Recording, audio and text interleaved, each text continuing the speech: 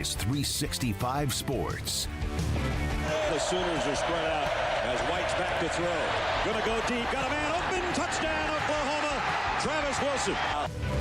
365 Sports is presented by IdealMRI.com. High-quality MRIs for $497 or less. IdealMRI.com. Your health is important, so is your budget. Gundy, handoff again. Sanders, running room, look out, could go. One man to beat, he does. Touchdown, Oklahoma State. 365 Sports is also brought to you by Texas Farm Bureau Insurance, protecting Texans since 1952. Winky going for the end zone. Caught! Touchdown, Marvin Middles! 365 Sports is turbocharged by Unite Private Networks. Find out more at uniteprivatenetworks.com. And he throws for Glenn, and he's picked off. Charles Woodson. Now here's David Smoak, Paul Catalina, and Craig Smoak. All right, here we go on this Tuesday. Sweet 16 a couple of days away. We'll know the Final Four by sometime on Sunday evening. And we hope you've had a great day. This is 365 Sports. Craig Smoak to my right. Paul Catalina is to my left. I'm David Smoak. And also today, Garrett Ross running the mothership. Andrew Valade is there. And also, he runs a lot of the mothership, and so does Emery Winter with us today in the studio. We appreciate your time, our great sponsors. We appreciate them. We wouldn't be here without them. And with you, the listening audience or viewing audience of 365 Sports. So a couple of pretty unique stories today, things that you wondered if it would happen, and they are. Let's start with Stanford. They have fired their football coach. I saw Shahan Jararaja saying that it's the first time that you could think of a general manager in college football has fired a head coach. I don't think Stanford doesn't have an AD right now. But, Taylor's gone. There were a couple of different investigations with him about the way he treated certain members of the staff and others. And this was last week that came out. He's gone. Andrew Luck makes that decision. Yeah, this is, obviously awful timing for the actual program and who has to move forward, that it's almost April, and you're probably going to see a situation like we did at Northwestern with David Braun where you have an interim coach. I know, Bowling Green just went out and hired Eddie George, at this time of year, but this is maybe a little bit of a different situation. And just reading the reports of what happened with Troy Taylor, he went through an investigation in 2023. He signed the warning letter saying, look, if you do this again, we can fire you, and then proceeded to change nothing, apparently. And also, look, again, not knowing the accounts of what happened, but having all of this stuff that people have testified about how he behaved towards people, especially women that are in the Stanford athletics department. I don't know, what he thought, when they gave him the first and said, hey, you got to change things up. Not only do you have to make an attempt to change, you maybe have to overcorrect a little bit because you don't know, again, you got to make an effort. It disappeared that he did. He got in trouble almost right after that, too. And then the other investigation finally ends here about a month or so ago. And Andrew Luck made the decision to fire him. Look, it's Andrew Luck's program now as the GM. There's no AD. And you've got to set the culture moving forward. A difficult decision, but clearly one I guess had to be made because Troy Taylor wasn't going to change. Yeah, it's not a surprise at all that this is happening. After the story was released last week, I think we were just too busy with Big 12 Media Day, or I keep saying Big 12 Media Day. I did 1,000 times. Big 12 Combine to really dive too far into it, but when I read it the other day, I thought, we're going to be talking about him getting fired here pretty soon. So here we are, and we're talking about Troy Taylor being fired. It's not a surprise. The allegations in there did leave you scratching your head a bit as far as, what was he thinking? And, especially a guy who's apparently smart enough to be the head coach at Stanford, you just think there'd be a certain level of intelligence that would be required and would just be present to prevent things like this from happening. Like you'd think maybe at another school, but not at Stanford. But that's also how things work a lot of times. Like, oh, that would never happen here. That's exactly where it happens, right, is the bad culture.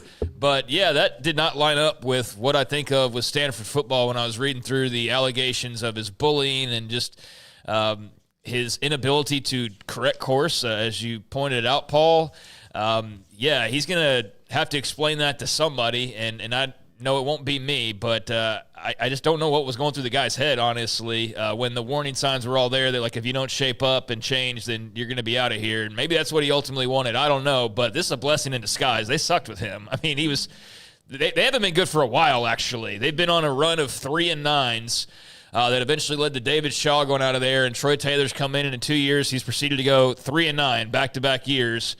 After back-to-back seasons of 3-9, ultimately was the swan song for David Shaw. So they're looking at 4 straight years of 3-9 for Stanford football. No matter who's the coach, that's not the standard. But, yeah, you got to get your house in order before you worry about winning football games. I think Andrew Luck is the GM. This is a good spot for him as a symbolic leader of the athletic department to be in this position and to make this call. So it's all his program now. They got to obviously go find the right AD, and now they got to go find a football coach. Will be interesting just this time of year, but it's also a unique job. So that was going to be interesting regardless of when it took place, but especially now in the midst of spring. But, yeah, this is no surprise given what was in that article the other day. You hope that Andrew Luck, and I think he will, and this is an opportunity for him now. They get to go find who they want. But Stanford football, to me, always was pretty damn good. They weren't going to go to a Rose Bowl very often, but they had Heisman Trophy winners. They had hellacious players that went into the NFL.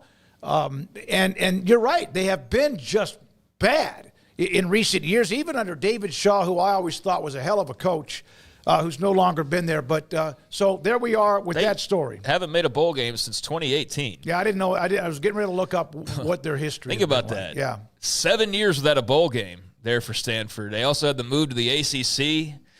So that's been something over the last year that they've, been going along with in terms of just change. So it's been a slog as far as football results and just moving conferences. And I don't know what the spirits are like over at Stanford. That's a different type of place anyways. I'm not advocating for him, but I do, and I've said this before, I think David Aranda would be a hell of a coach at a place like Stanford. I think he would fit that mentality. I think he would be great at a place like Stanford. I'm not, again, hoping for that, but I do think someone like that would be in a great spot when there is a focus more on academics and there is a focus more on some of the other stuff that I think is part of the pull for guys like him. So, yeah, I'll be very interested to see what direction they go. I haven't seen any hot boards just yet. I haven't gone to look, but I'm sure they're out there. Yeah, and Jason Garrett, I think, was actually the favorite for the job a couple of years ago. That's right, yeah. What's he doing now, Paul? Calling Notre Dame games. Yeah, right? calling Notre Dame games. Yeah. So, but he got there. I thought that was going to be a done deal. Like when they brought him in, I thought, man, that's great. I mean, here you've got a guy who went to Princeton. Jason Garrett is a brilliant dude. He coached for the Cowboys, so he's got for college players, he's got some NFL cachet, and he knows how to talk to the smart kids. Right? Not that, I'm not saying that like there's just dumbasses, wandering through hitting the walls at other programs, but Stanford has this academic standard. He's lived that life that you have to have as an Ivy League athlete where, you can't slack off in any aspect of your performance, be it on the field or off. And so I thought that was a great choice. He decided not to do it because it's the new era of college football, and he was like, I don't know if I want to mess with that. Now, Stanford, when it comes to outside money, can do whatever they want, but it also doesn't help Stanford right now that when we talk about the alignment between the president, AD, and coach, well, the coach just got fired. There is no AD right now, and if you remember, the last couple of years have been pretty tumultuous around that Stanford president job. So this is a chaotic period at Stanford University just in general on the educational side because they haven't had the kind of stability they've been used to for their entire existence. So that it's showing itself in the football program, given it's shown itself with the president of the university at Stanford, not as much of a surprise as it would be had you told me this 5 years ago. Well, John Ralston, one of the pioneers back in the early days, was a hell of a coach. I think he ended up coaching the Bills in the NFL. Bill Walsh, Jack Elway, of course, was there. Dennis Green, Jim Harbaugh, and David Shaw had a great run for a long, long time until it just kind of all fell apart. So they have had some fantastic coaches. Harbaugh used that as a launching pad. He was there for a couple of years, won a bowl game. So I don't know who they're going to get. I don't know if Jason Garrett would make sense or not, but they are looking for a coach. And the general manager, college football, is the one that made the decision. And a lot of that had to do, again, with the fact there is no athletic director at this particular time. And then this story. It was Matt Brown a week or two ago from Extra Points who came on with us and said in an article that he thought, and he had heard through the grapevine and actually had talked to some people, that schools would look at opting out of moving forward as a part of Division I in the NCAA. Now, I started thinking football, but then there's 350-something college basketball programs. St. Francis just played in the NCAA tournament. They just played in that tournament, and they've made the decision now to move from Division I to Division III. They'll be playing in the President's Athletic Conference starting 26 and 27. The real pack. Yeah. Well, there you go. President's One note about that. Our guests that we had a lot over the last 4 or 5 years, John Gallagher, who's now at Manhattan. Remember, he was at Hartford, took him to the tournament, and then they decided to opt out. That was one of the reasons that John also left. He's now at Manhattan. So this is not new. They were both in the same conference. St. Francis is now dropping to Division III. That's a bummer. Sign of the times? Yeah, it's a bummer for the players at St. Francis that they're going all the way down. Too bad they can't transfer somewhere. Yeah, I mean they can't. But I mean the guys who want, like, there's guys who go to schools that actually want to go and play at that school. Yeah, I mean, I know it's kind of bizarre to think that now, but it's a bummer if you really liked St. Francis and you want to be a basketball player there. Now they can transfer. I mean, again, it's not the end of the world for them, but yeah, I mean it's a bummer for the fans for sure.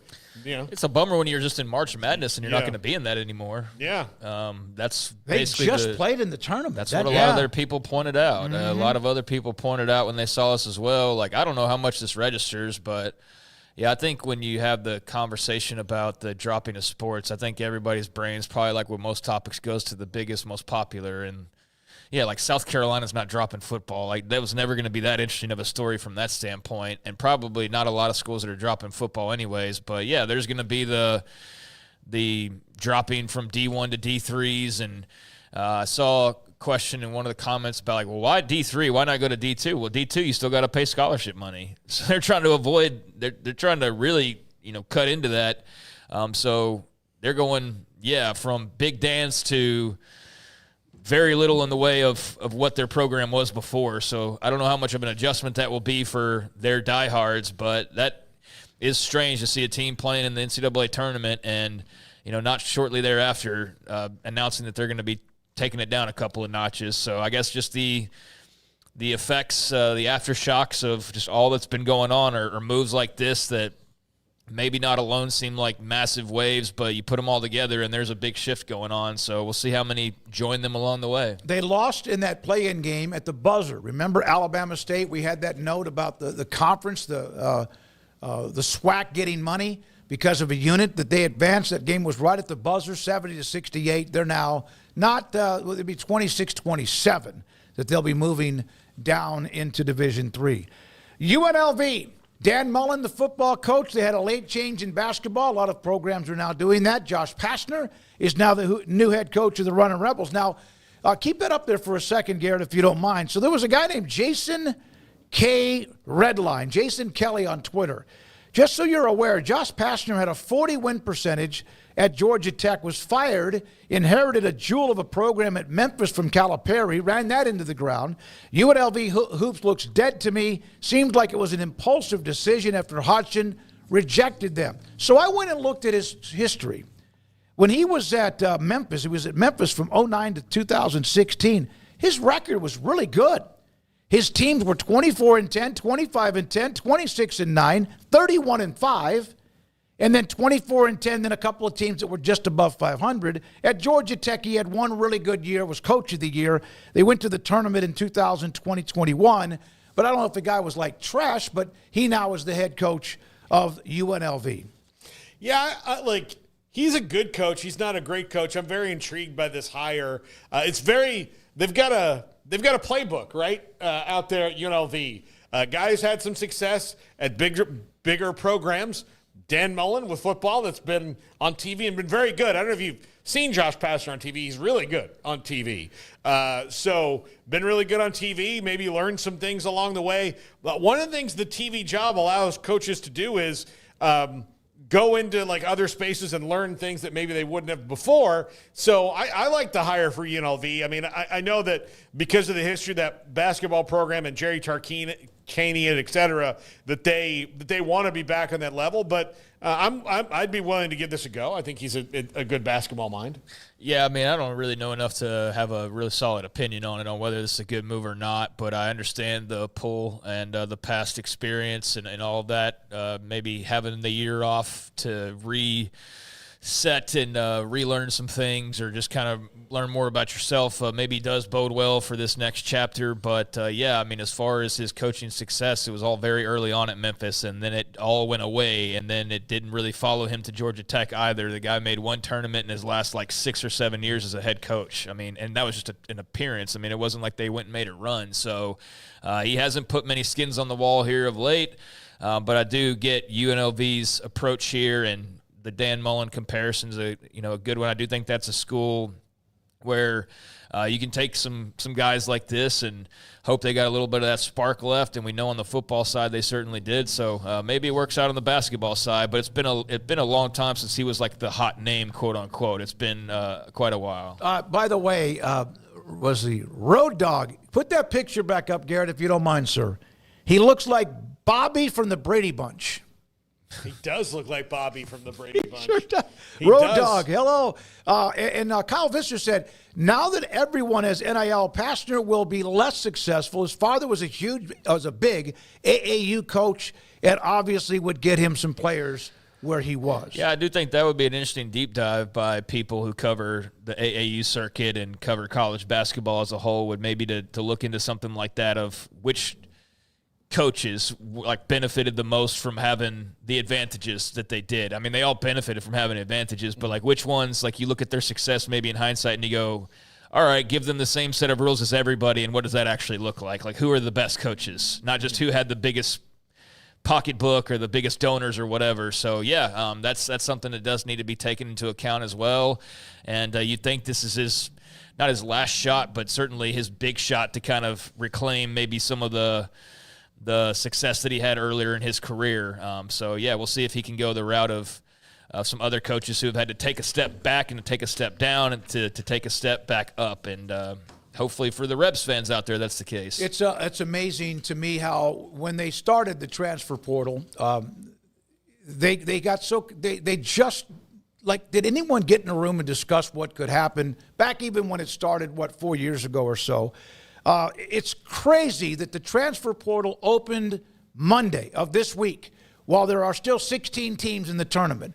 So coaches who have teams inside the Sweet 16, whoever it is, have to worry about getting ready for the next game and at the same time making sure the guys playing for them now are going to be here once the tournament or whenever they play their last game, and worrying about who they might want to bring in while they have to juggle their roster. Who in the hell would have not at least said, guys, should we not wait until the first week in April? 2 weeks. It's just 2 weeks. Yeah. I mean, you still could have as many hundreds and hundreds and hundreds of players can enter the portal and have plenty of time.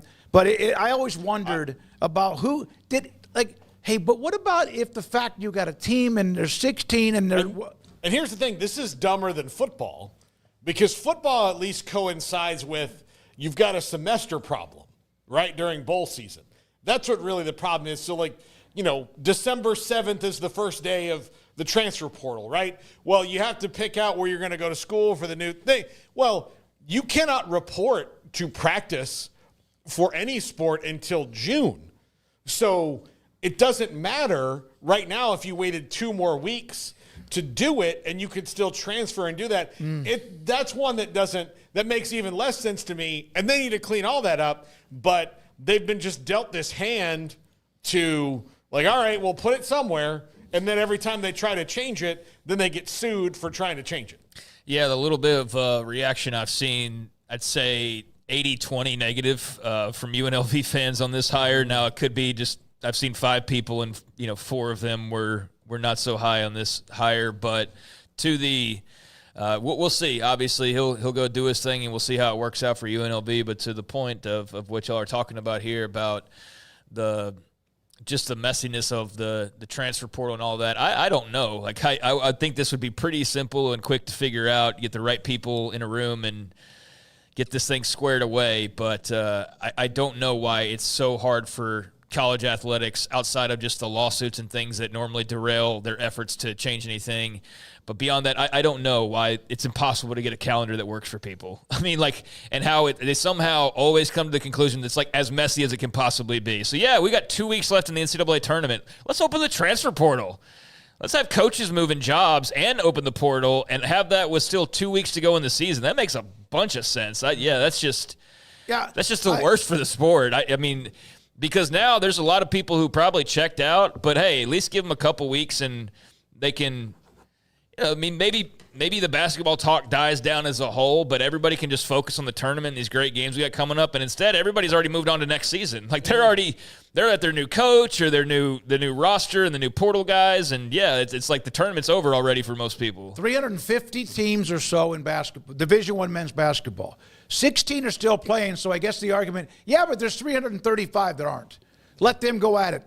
For example, Sean Miller just took the job at Texas. I'm sure that there's 1 or 2 players at Xavier. Now, Texas is not playing either. They'll end up in Austin. That would make sense. How about this one? Ben McCollum, he, of course, goes from Drake. He's at Iowa, and their best player is now headed to play for him at Drake. Bennett Sturtz, he averaged 19 points, 4 rebounds, and 5 assists per game, and was the Missouri Valley Player of the Year. And he was one of the guys who came with him. As well to set that culture. So he's going to go help him set the culture in Iowa. Would you like some breaking head coaching news? Yes. That affects us here. At Baylor? At Baylor, yeah. It affects us here in Waco. Bill Armstrong, who is that's Jeff Goodman. Been expected. Yep. It's been expected, but it's official now. McNeese has officially announced the hiring of Bill Armstrong to replace Will Wade, a coach he was on staff for at LSU for 5 years. Yeah, and then he was a guy that had a lot to do, I think, was it Jacoby Walter when he was coaching in high school as well. So Bill Armstrong, who's now a part of, again, McNeese State as they move forward without Will Wade. Well, I mean, he's got some big shoes to fill. I mean, Will Wade did a good job in a short amount of time there, so there's some expectations, and you've seen that you can win there with the right coach in place, but that was to be expected, and I just feel for Scott Drew in a way. I mean, this isn't a guy like Jerome Tang who's around for a bunch of years. He's around for a year. I mean, let's face it, he was looped in as part of also who they were recruiting, and it was a big factor in that. So, yeah, he came on board and was not long for this world. It's not like losing some of the other staffers that Scott Drew has lost that were more homegrown or around a while longer. But it is yet another year and another offseason where now you're going to go have to replace another assistant coach. And so you just wonder how much that's played into some of the quote-unquote struggles or maybe the inability to live up to certain expectations at times. Is you're still kind of always reeling from not only roster changes, but your staff changes as well if you're Scott Drew. It's been a constant now for about 3 seasons straight. So, this one not as big, like I said, as some of the others that were around for several years, but still it's another guy on the move and less stability within your coaching staff. I'm going to forget somebody not meaning to. Matt Driscoll, Jerome Tang, Jacobs down in Florida, McCaslin, of course, in the Sweet 16 at Tech, Paul Mills, Brooks, who went to Kentucky when Mark Pope took that job, and there's, I know I'm missing 2 or 3 others. I'm wondering because there's a lot of jobs open now that I thought that Alvin Brooks might be good at if he was ready to go. I think part of the reason he went to Kentucky was that to get some more on his resume. To make that jump. So I would say in a year or 2, we're going to see Alvin Brooks added to that list too. Buddy, I don't think that he went to Kentucky to take a timeout in the midst of a run to the Sweet 16. I know. Yeah. I think that could happen, but it's not going to happen right now. I think he's going to enjoy what they're doing and where they are. But, yeah, he's a guy who's clearly going to be a head coach at some point or another. And And maybe it is this offseason still. But, yeah, he's obviously busy right now. It wouldn't surprise me that if Kentucky loses this weekend, that there's a couple jobs out there that fit him really well. God, I liked it. He was so much. He was fantastic and a great source for us, along with a lot of those guys on the staff. Before we do the graphic with the teams, Garrett, let's do the Yukon story. Remember this story about the SID for men's basketball jumping down the throat of Joey Ellis, who got the video of Hurley walking off the court after the loss to Florida with some expletives and saying a few things and et cetera. And then the SID got in the face of Joey, I don't know about in the face, but got all over Ellis, the reporter, who was covering it, along with others in the media that were there in that tunnel or that walkway area. A quick and hopefully final, this from Joey. I thought this was classy as hell from him. Bobby Mullen and I spoke a short time ago, during which he apologized for his behavior. I accepted it, and life rolls on. Good for him. Good for him. Yeah. Good. I'm glad that worked out, and they can move on. I can breathe again. Oh, thank God. If you would like to hear, we had eyewitness testimony on the triple option today from Roy. Yeah, you said that from KWTX. He was sitting right next to the guy when it happened. So he just. And what did he say? He said. So what happened was, he was sitting there, and the Ellis was, Joey Ellis was sitting there on his computer, just getting ready for the next game, and SID from Connecticut comes out and starts yelling at him and calling him an effing joke and all these other things. Oh, hell no, man. It would have been on. And here's the thing.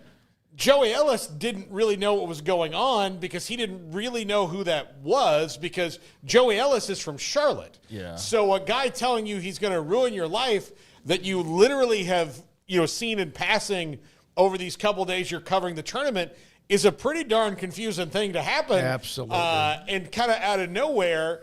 And so, the SID storms off, and then Royden said, "Hey, everything all right? What's going on there?" And he goes, "What was that about?" And he goes, "I think that's the Yukon SID."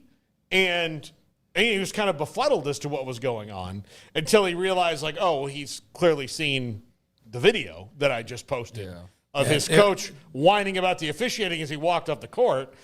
And then there was this kind of, Yukon, and then he had the Yukon State media response of he was in a restricted area. Well, no, that's not where he was. He was standing in the tunnel, which is fair game. And here's the thing, I don't even think what Hurley did was all that big of a deal. It was not even a big deal. It's very Dan Hurley. He's going to do this. So either the university, the president and the AD have to sit down with Hurley and say, "Hey, can you maybe tone down the viral moments a little bit," or just go, look, he's a loose cannon, and we appreciate it because basketball's he's a big deal with UConn, man.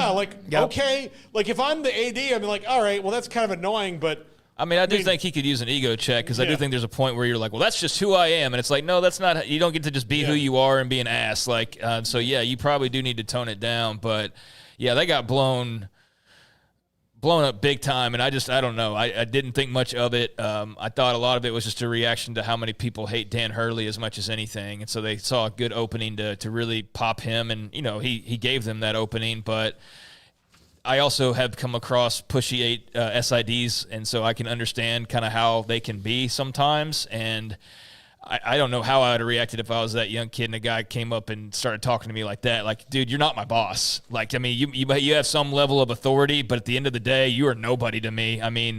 Honestly. So if he wasn't doing anything to jeopardize his credentials or doing anything outside of just posting that video, that is a way over the top reaction. I'm done with this story, but I'm glad that got all cleared up. All right, one note, a college basketball note. I just saw this. West Virginia, there's a lot of smoke about Ross Hodge, who's at North Texas, as possibly a candidate. Not sure if he's leading candidate. Mike Asti, who covers West Virginia, was talking about West Virginia's brand is too big, too much pressure associated with that for Baker to just go to Hodge, where Ren Baker, remember, was at North Texas, and he's now at West Virginia, the AD. Ross Hodge is a hell of a coach. He's got some Grant McCaslin in him. He's that kind of coach. He's done well where he's been. I've known him for quite some time as a young, very young raw coach in junior college basketball. I believe it was at Paris.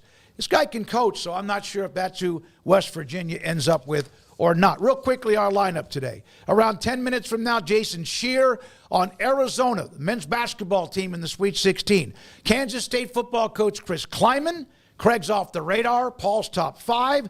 And John McClain, Hall of Fame columnist, will join us at around 5:30, waiting to hear whether or not we'll be able to get John Gallagher later in the show or maybe tomorrow to discuss many things when it comes to the tournament. However, this was sent on our group text earlier in the day.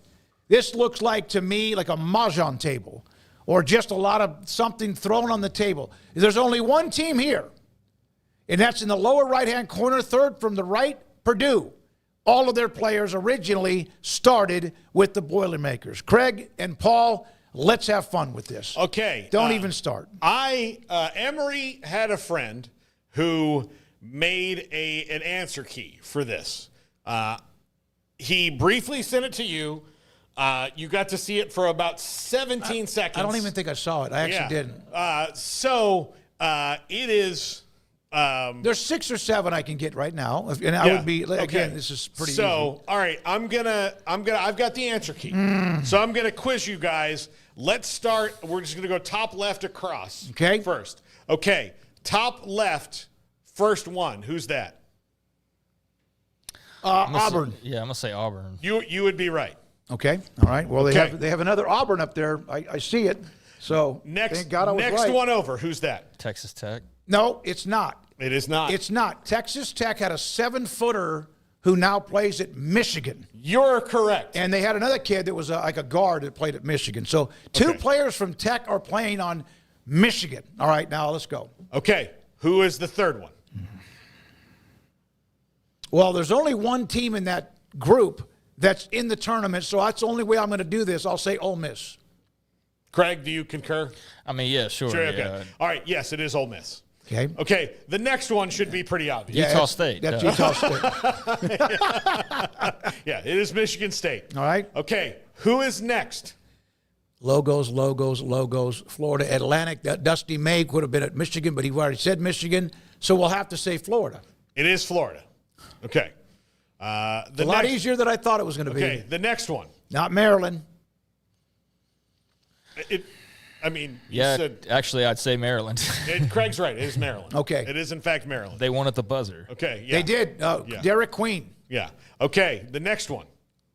Texas Tech. Yes, it is Texas Tech. You're correct. After that, last one on the row. Kentucky. No, Arkansas. Because Calipari would have brought a guy from Kentucky with him, and there's also a pig on there. There's also Tennessee. I'll say Arkansas. You are correct. All right, the next one should be obvious. North Carolina. Yeah, no, somebody's going to chase you down. Okay, that is Duke. Okay, what's next? Damn, there's some good numbers. Who's the third one down on this? Okay, okay. The second one down after Duke. This one's tough. No, he's asking what the third. No, who's logo that third logo underneath Alabama? I don't know. That is Campbell. It does Campbell's. Okay. I like that. Okay. I'm going to say Alabama. Well, there's an Alabama there too. Craig, you know? No, I have no idea. Tennessee. It wouldn't be Tennessee. I'm going to say it's got to be Alabama. You would be wrong. Oh. The dead giveaway is the first one. The first North Carolina. It is Arizona because Caleb Love. Oh, the tremendous guard who kind of got beat up a little bit with how he was performing some of the year and has been on a great run. Okay. Process of elimination can take out some of these. Obviously, that's the University of Utah. Yeah, that's BYU. Okay. The next one. Well, it's Alabama. It is Alabama. Okay. The next one is Houston. The next one is Purdue. Okay. Okay, we have two. I don't know about the Purdue one. I don't know. Are you going to need to see more evidence? Yeah. Good for them, by the way. Good for Purdue. I mean, it's refreshing to see them and to see Duke and to see BYU and Michigan State to have like Houston even like the majority of their teams actually their team and not just who they brought over in the last year. I mean, the transfer portal all makes it exciting, but I bet you Purdue fans and like Duke fans, they have a lot of fun rooting for that team because it's like they've been able to grow with the team. Yes. It's not just here's the new player to replace the other guy. Look, it's part of the reason that Duke is so wildly popular was because in the 90s you watched Christian Laettner and Grant Hill and Bobby Hurley play together, and then you watch the next group play together for a long time. So that's a good point. I think that's perhaps, other than some rivalries that are being extinguished, I think that's the part that, for me, is watching a guy go from a freshman to eventually a starter as a junior, and I think that is going to be missed and lost eventually in college sports. Yeah. All right, the next two. By the way, good for Houston for hanging around with the old Big 12 and Big 8 and that Southwest Conference. Yeah, we're down to two now. Okay. So San Diego State, Oklahoma. Yeah, I don't know. I think I know only because I know the next one is Tennessee. Yes, you're right. So this one would be Kentucky. Yes. So there you go. Yeah, I remember when I guessed Kentucky earlier because of the UK logo. Immediately after I said that, I was like, oh, yeah, that's right. The whole to-do is Mark Pope brought in brand new roster. So, yeah, that would make sense that they have absolutely nobody returning, but it's also kind of crazy. And it's funny timing because I just saw, like, the big voice of Kentucky, not like actual voice, but Matt Jones, like, this is a great – like, I love this current college basketball. This is doing great. It's like, oh, I wonder why you do, Mr. Hired a head coach and flipped the roster this offseason, which wouldn't have been possible in years previous, and now you're in the Sweet 16. Like, I bet you do enjoy this. But, yeah, I mean – there's an argument to be made about whether it's added more fuel to the fandom or whether it's been a detriment or not, but there's definitely people benefiting from it and a lot of people who do enjoy it, but it is weird to see it laid out like this and see how little actual like togetherness there is of the rosters for the 16 best teams still standing outside of, less than a handful of them. That's pretty crazy. All right, so San Diego State, Oklahoma, Dayton? Mm-hmm. Drexel, I don't know who that is in the middle. Delaware State, I believe. Delaware State. All right, there we go. Interesting. Boy, there's a lot of logos of teams still alive with teams where players that played for them, they might play in the tournament either this week, most likely between now and the end of the weekend for sure. All right, good stuff. That was fun. Emery, I did better than you thought, though, didn't I? The logos surely helped. So by the way, there's a guy that plays for, I think it's Michigan, named Fat Brooks. Did you know Phat Brooks? I was looking at the Michigan roster when I saw not Al Golden, but Golden's name, who was at Texas Tech. When we come back, Jason Shear. Arizona looks good, man. They had to hold on, but they look good. They look like you think Arizona would look. His thoughts also about Sean Miller at Texas and more. That's next. This is, and we appreciate your time, 365 Sports.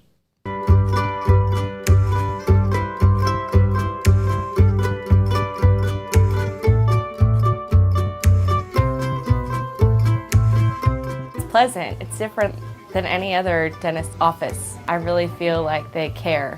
And it's not that you're here for 2 hours waiting on someone to take care of you. It's quick and easy, and I bring my kids, and my kids love being here too. They really love the treasure box. Staff is really nice and accommodating, real friendly. You feel more like home. It's not sterile looking. Everybody has their own personalized rooms with decorations and decor, and they'll even have a blanket for you when it's cold. I've recommended people to actually come here, and they are patients now. I really love it here. It feels like family.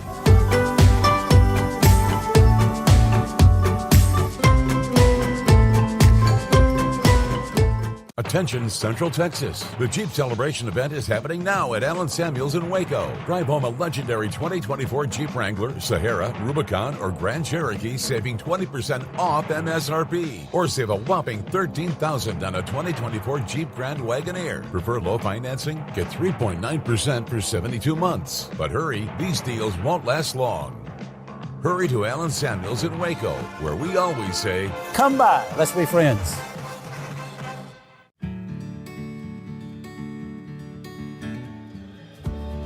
Whatever it is you wrangle,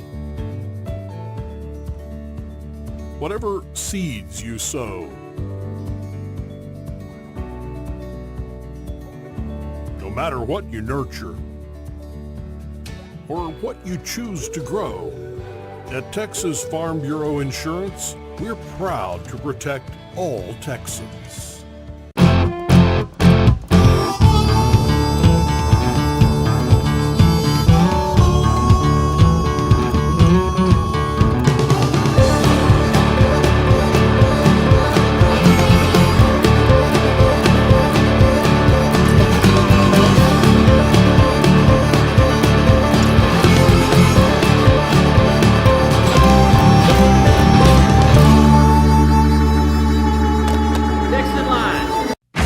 Developed by Startup Waco, a nonprofit organization, GXG is a program designed to support the entrepreneurial development of Baylor University student-athletes through NIL activations. The program helps student-athletes maximize their platforms and offers a comprehensive support system for them to create and grow new businesses that not only benefit themselves, but also uplift the local economy. Fans who wish to support student-athletes can donate to GXG via the GXG NIL Fund, BaylorBears.com/GXG. Contributions to support NIL activations through GXG can be made at BaylorBears.com/GXG.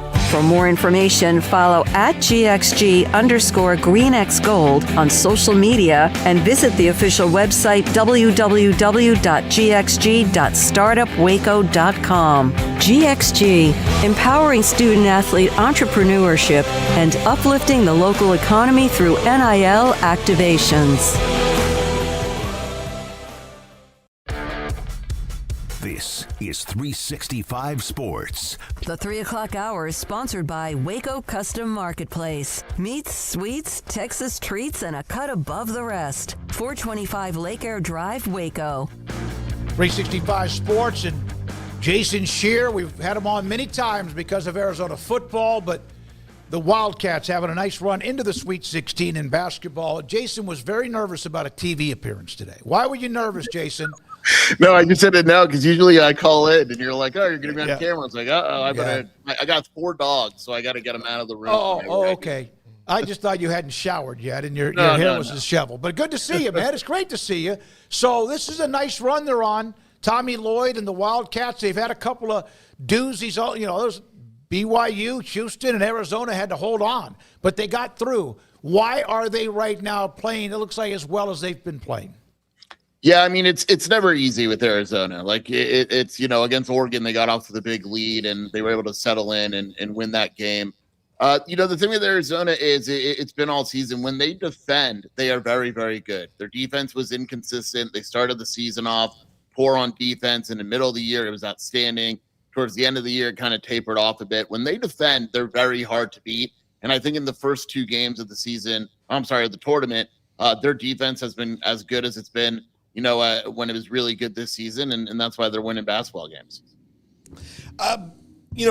Caleb Love is a special type player. I mean, he's been there before. He's made deep runs. Now, he can be streaky, Jason, but this is his time of year. He's been great in March in his career, hasn't he? Yeah, I think last game was maybe his best game of the year. And the thing that's happened the last few weeks, really starting in the Big 12 tournament, is he's kind of taken it to another level with his ability to kind of pass up good shots for great shots. And that's something that he doesn't always do. When you see him shoot 3 of 13, which has happened before, it's because he's shooting all threes or he's shooting really difficult shots.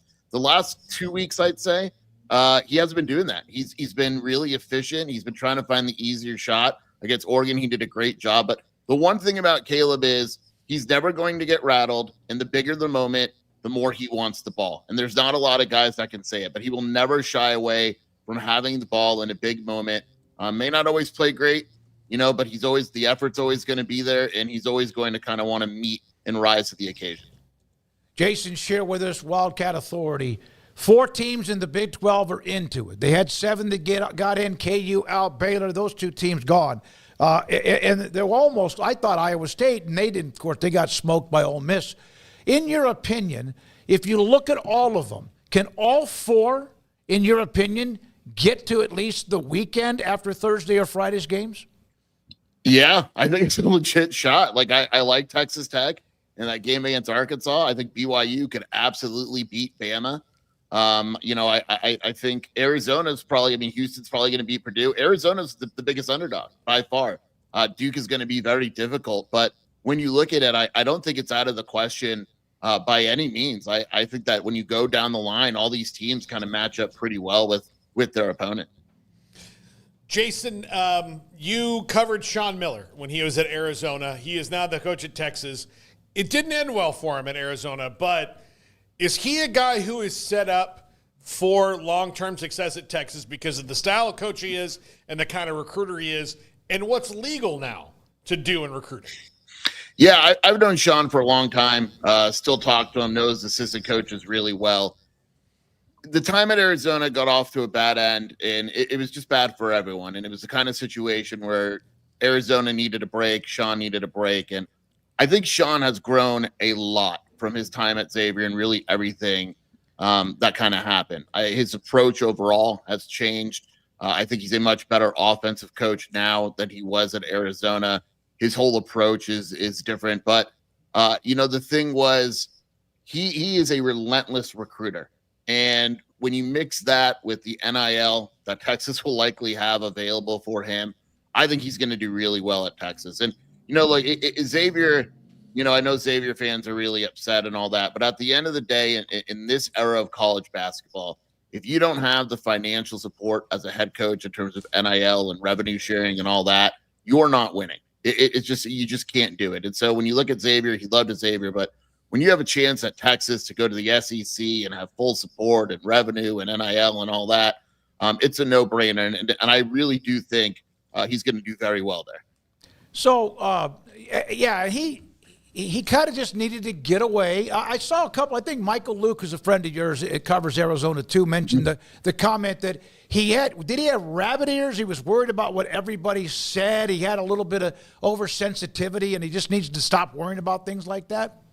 When he was at Arizona, he was the most stressed coach I've ever been around, in that it would consume his entire life, and to the point where it negatively impacted him. Like, he wouldn't even go out to dinner in Tucson because he didn't want people to come up to him. When he did go out to dinner, he'd sit in the back of a restaurant so no one could see him.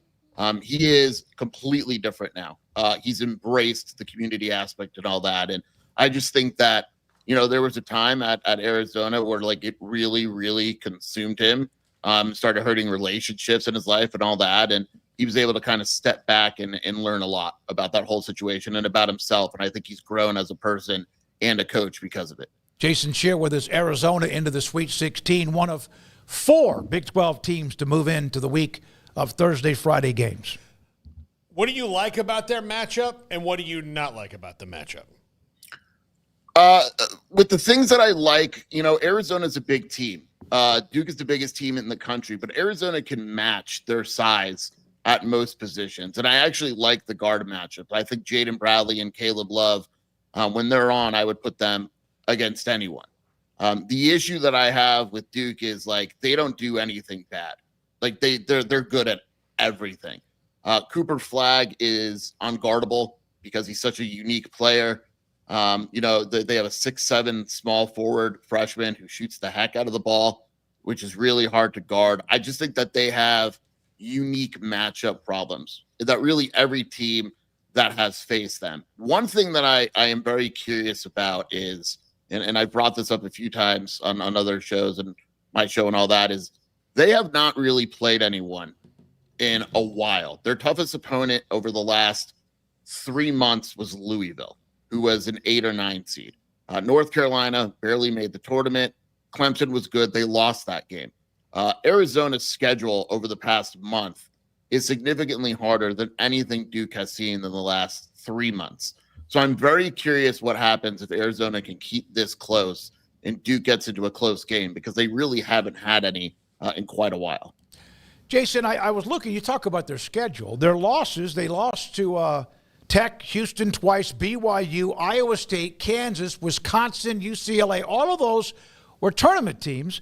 And I think they lost to West Virginia, which is a team that was basically one of the last to get in or out in the tournament. They have played, you're right, a fantastic schedule. Was there a time they lost 4 out of 5 at one point? Was there a time when you wondered how good they were going to be? And they also, of course, played Duke earlier in the year.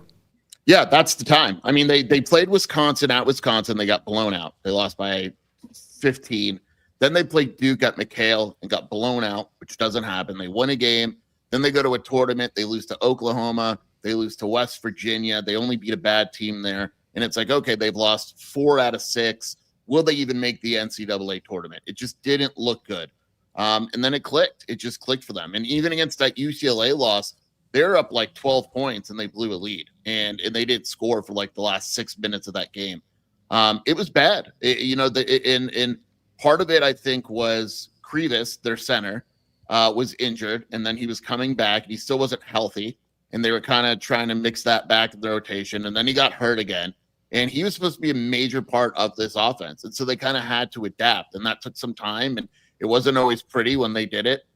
Finally, they adapted to playing without him, and that's kind of when they took off a little bit, and they struggled in the back half of the schedule in Big 12. But then you look at who they lost to, and it's like, well, they lost to really good teams that a lot of teams would lose to, so you can't get too down on them. But yeah, early in the season, it did not look good at all. You did have to wonder if they would even make the tournament. I saw them at Baylor. I was able to go to that game. It might have been on a Saturday afternoon. They blew them out. It jumped off well. They slowly but surely and they ended up winning. I was very impressed with. They have a lot of different, a lot of length, and they have size, as you mentioned. But I just was so impressed with them. They looked at that point pretty good, and that was a while back. So I was impressed at that time. Of everybody left, Houston, Texas Tech, Arizona, and BYU. Rank them right now, in your opinion, and maybe just goes as status quo how they finished in the conference. I don't know. Yeah, I mean, if we're talking about rank them in terms of the runs they'll make, like I think Arizona is probably fourth in that because they're facing Duke. I think Houston still might be the best team in the country. I really do. I think them playing Purdue, and I think it's in Indianapolis, is ridiculous, but I still like for them to beat Purdue. I think they're really, really good. And they are the one team that the physicality they would have with Duke in the Final Four would make it tough. Texas Tech, I really like their draw. So I'd probably go Houston, Texas Tech, Arizona, BYU. Again, though, all winnable games. Like that BYU-Alabama game to me is going to be insane. I mean, it's going to be just shooting and offense. It's going to be awesome. But I really like Texas Tech in this tournament, and I really like Houston as well. Jason Scheer with us. That game against Duke was in Tucson, and they got beat up pretty good. I was looking at that box score. Somebody asked in the chat room, where was that game? But you mentioned it was in Tucson, and they controlled that game. Do they have somebody that goes face-to-face or can handle or at least contain Cooper Flagg? Probably not, to be blunt. And that game in November was way different. I mean, Duke had a different starting point guard then as it does now. Arizona's starting center was Krivas, who's not even playing. He's out for the year. Henry Vasar, who, you saw him in the Baylor game, could be really good. It's like 10 minutes that game. ADO, who closed the Oregon game out the other night, played 3 minutes in that Duke game. So it's kind of hard to draw parallels. But you're right. I mean, I wonder if part of Arizona's strategy is going to be like, look, we're going to guard Cooper Flagg one-on-one. We're going to try our best. He's going to get his. It's the other guys we have to worry about because Toby Awaka, who was great against Oregon at the end of the day, is only 6'7". Trey Townsend cannot guard Cooper Flagg. There's a freshman, Carter Bryant, who's got the length and athleticism to guard Cooper Flagg. I don't know if he has the strength, but I have a feeling they're going to give that a shot and see what happens. All right, Jason Scheer with us right now, 365 Sports. Paul? Jason, you have an interesting candidate for the Stanford job. I just saw on Twitter right before. You think it should be John Gruden? I think it'd be fun. I don't think they can make the hire because of the emails and all that he got in trouble for. But Gruden, and I know Gruden's close with Andrew Luck. They love each other. And so that would be interesting. Another name that's come up is Jason Garrett, who doesn't have a job, and he was in the running for Stanford. I think you don't make this move unless you know pretty well who you're going to hire. I mean, to fire a coach in March could be brutal. Now the transfer portal's open already. You got to be quick. I have a feeling Andrew Luck knows exactly who he wants to hire, like 2 or 3 guys he wants to hire.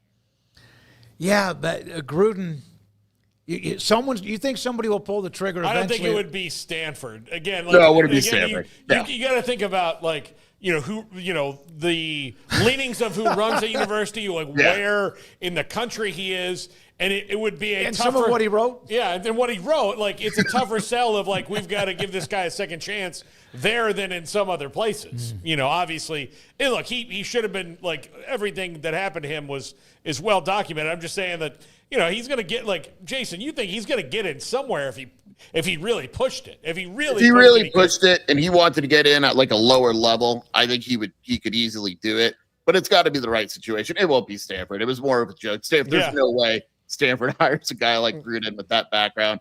It's got to be a perfectly clean coach with no issues whatsoever. It's Stanford.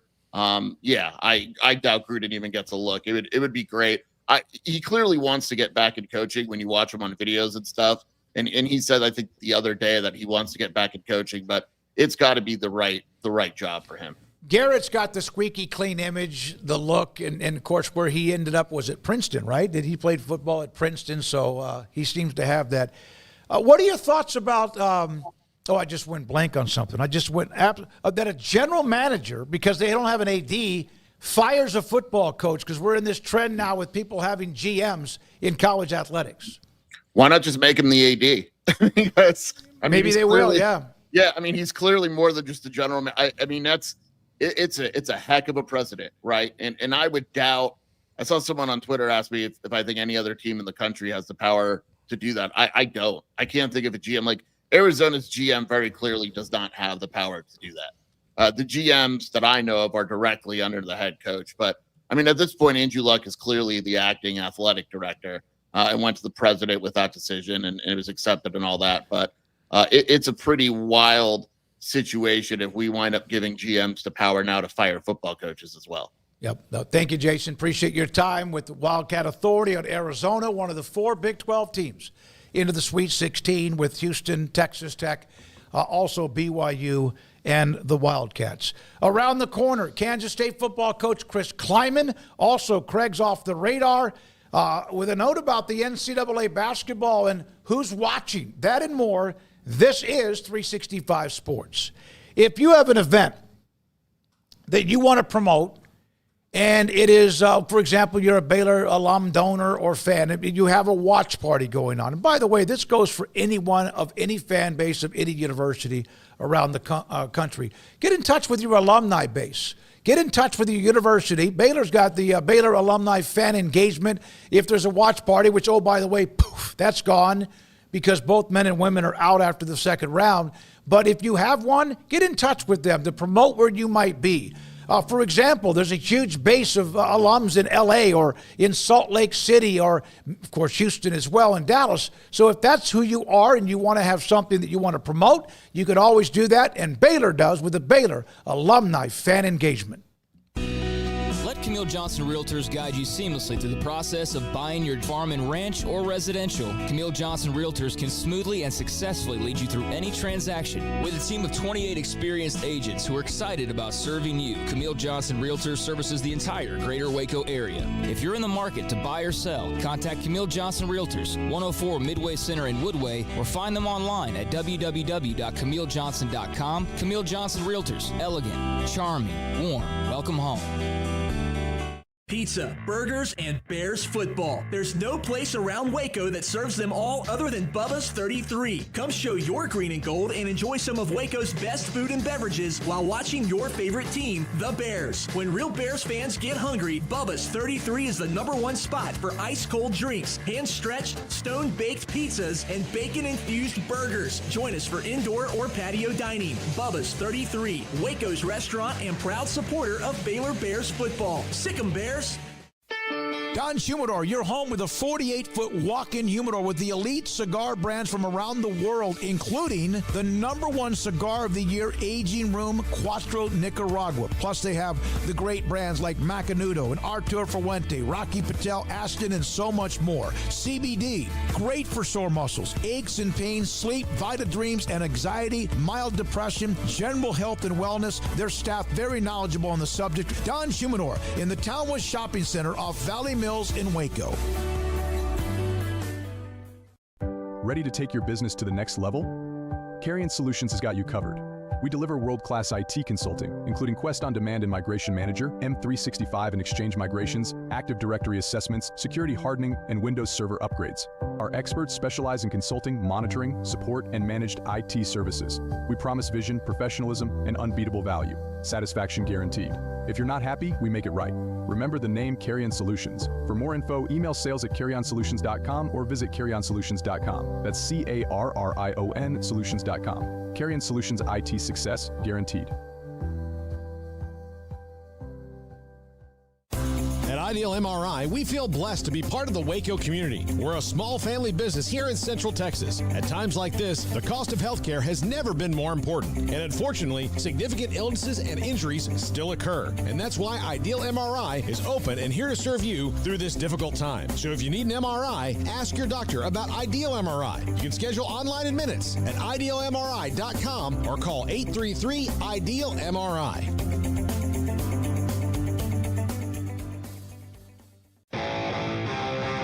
This is 365 Sports. Text us at 254-339-1122. The text line is sponsored by Riverbend's Liquor and Wine, with the most extensive variety of craft beer in Waco. A hidden gem on Lakeshore Drive and 19th Street. State football coach Chris Klieman with me. David Smoak, 365 Sports, and always great to have the Wildcats head coach. So let's start with the trip to Dublin. And that's where you open up with, Iowa State. What was that like? Was it more of a reconnaissance or just get to know it? Had you ever been there before? Had never been there before. Good to be with you, by the way. And something that I wanted to see before we went out there. And we had sent another group, a couple groups, to just get the lay of the land. But as the head coach, I just felt like I needed to see the meeting space, the stadium, the locker room, just all the things surrounding it, as well as just get to see the town a little bit and get to see the country of Ireland. And so my wife and I went with Gene Taylor and Kathy Taylor, his wife, and had 5 days out there. People were great. They love their sports out there. It's a really busy city, Dublin is, but I think it's going to be a great opportunity for both institutions, for both fan bases. I know both fan bases will come out in droves, and so I thought it was a great opportunity for, if I'm 57, it's my first time going over to Ireland, and we got a chance to do this for 18 to 22-year-olds. I thought we needed to do it. Have you talked to any of the coaches that have been there the last couple of years to open up the year? I know Northwestern played Nebraska, Florida State, Georgia Tech. Have you spoken with them about just some of what they experienced? Yeah, we've reached out to most of those, whether it's myself, a strength staff, an administrative staff, and the overriding message was, do it. It's the greatest experience you have.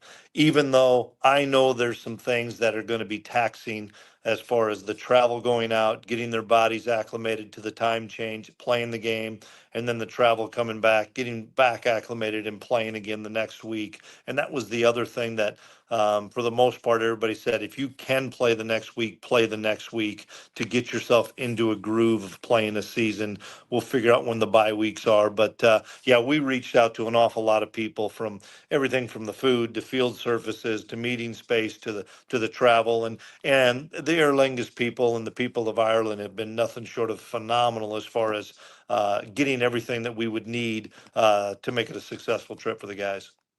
You did, as a staff program, a really good job, appears, of retaining your roster. There's always going to be some comings and goings. You've had that, but do you feel like that you pretty much retained who you had to? I know you never want to lose anybody, and sometimes someone leaving might be a good thing. Do you feel good about how you went through that transfer portal? Yeah, we do. We're going to be a developmental program. We're going to be a program that needs to have guys in that locker room 3, 4, and 5 years. Still a handful of 6-year guys this last year. But for the most part, we kept all of our productive people on offense in the skill ranks, all of our guys on defense that had significant time. We lost a couple of early entries to the draft in Jacob Parrish and DJ Giddens, but I think we have some young guys that are ready to emerge at both those spots. And then we ended up adding probably 12 transfers, some out of total necessity, where we were maybe thin at a couple positions, and then some to just maybe build some depth. But this new roster size is what everybody's going to have to go about here after this house settlement, that it's going to drastically change, I believe, in some of the developmental programs like ourselves. We didn't bring many walk-ons in this year. That is what K-State did to turn the corner with Coach Snyder, and what you've done as well is the walk-on ability. I mean, really, the talent, finding diamonds in the rough. It's not that you're scared that you can't do that anymore. You can, but does that How does that change? Because you all probably, as much as anybody, were really good about finding walk-ons who became scholarship players.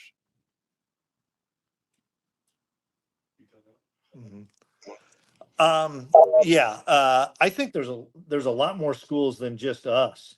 I mean, I think of the schools that I grew up around in University of Iowa, even Iowa State. I know Oklahoma State. I know some of the larger schools around us have always lived on walk-ons. And at North Dakota State, we won a lot of national championships with walk-ons, and that's a bad thing for college football to take those opportunities away. Recency for us. Brendan Mott was the defensive lineman of the year, walked on here.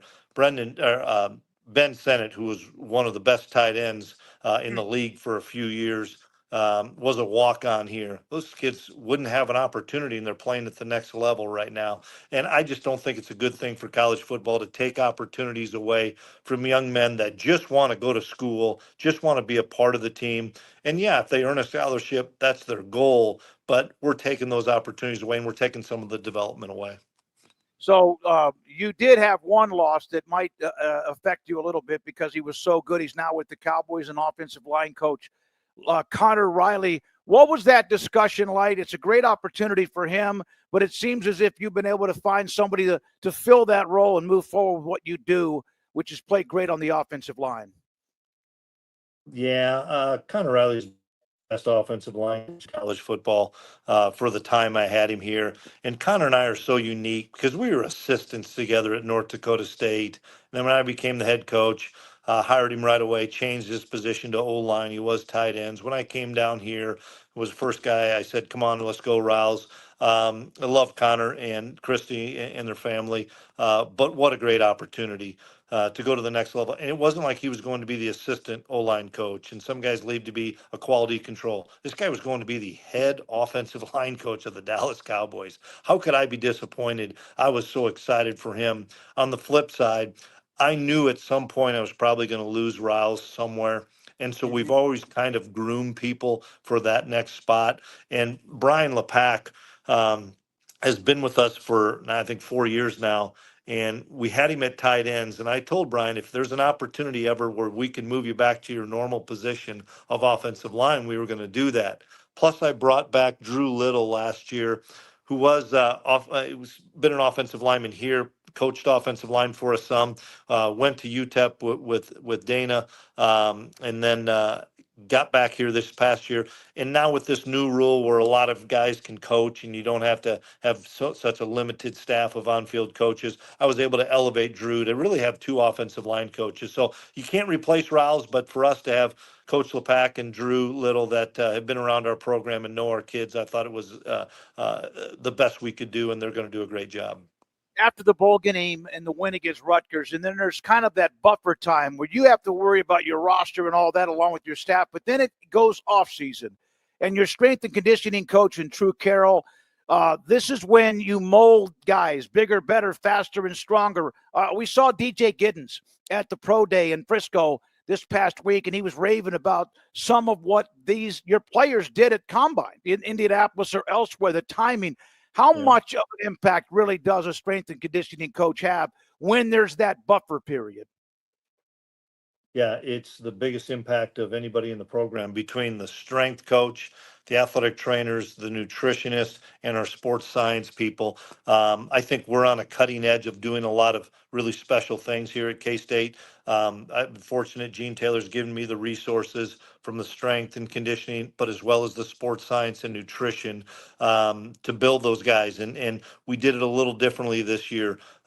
We extended our winter conditioning an extra couple weeks rather than starting spring ball early. Did that for a lot of reasons. One of the reasons was we wanted a longer cycle to start with so that our strength coach had those guys a little bit in January, all of February, all of March. So we're not starting spring ball till April, just to give our guys that extra few more weeks to put on that muscle mass and to put on that extra weight. And so, but you know, every coach will tell you the strength coach is the heartbeat of your program because they're with the guys more than anybody else. And we've got one of the best in the business with Tremaine Carroll and his staff.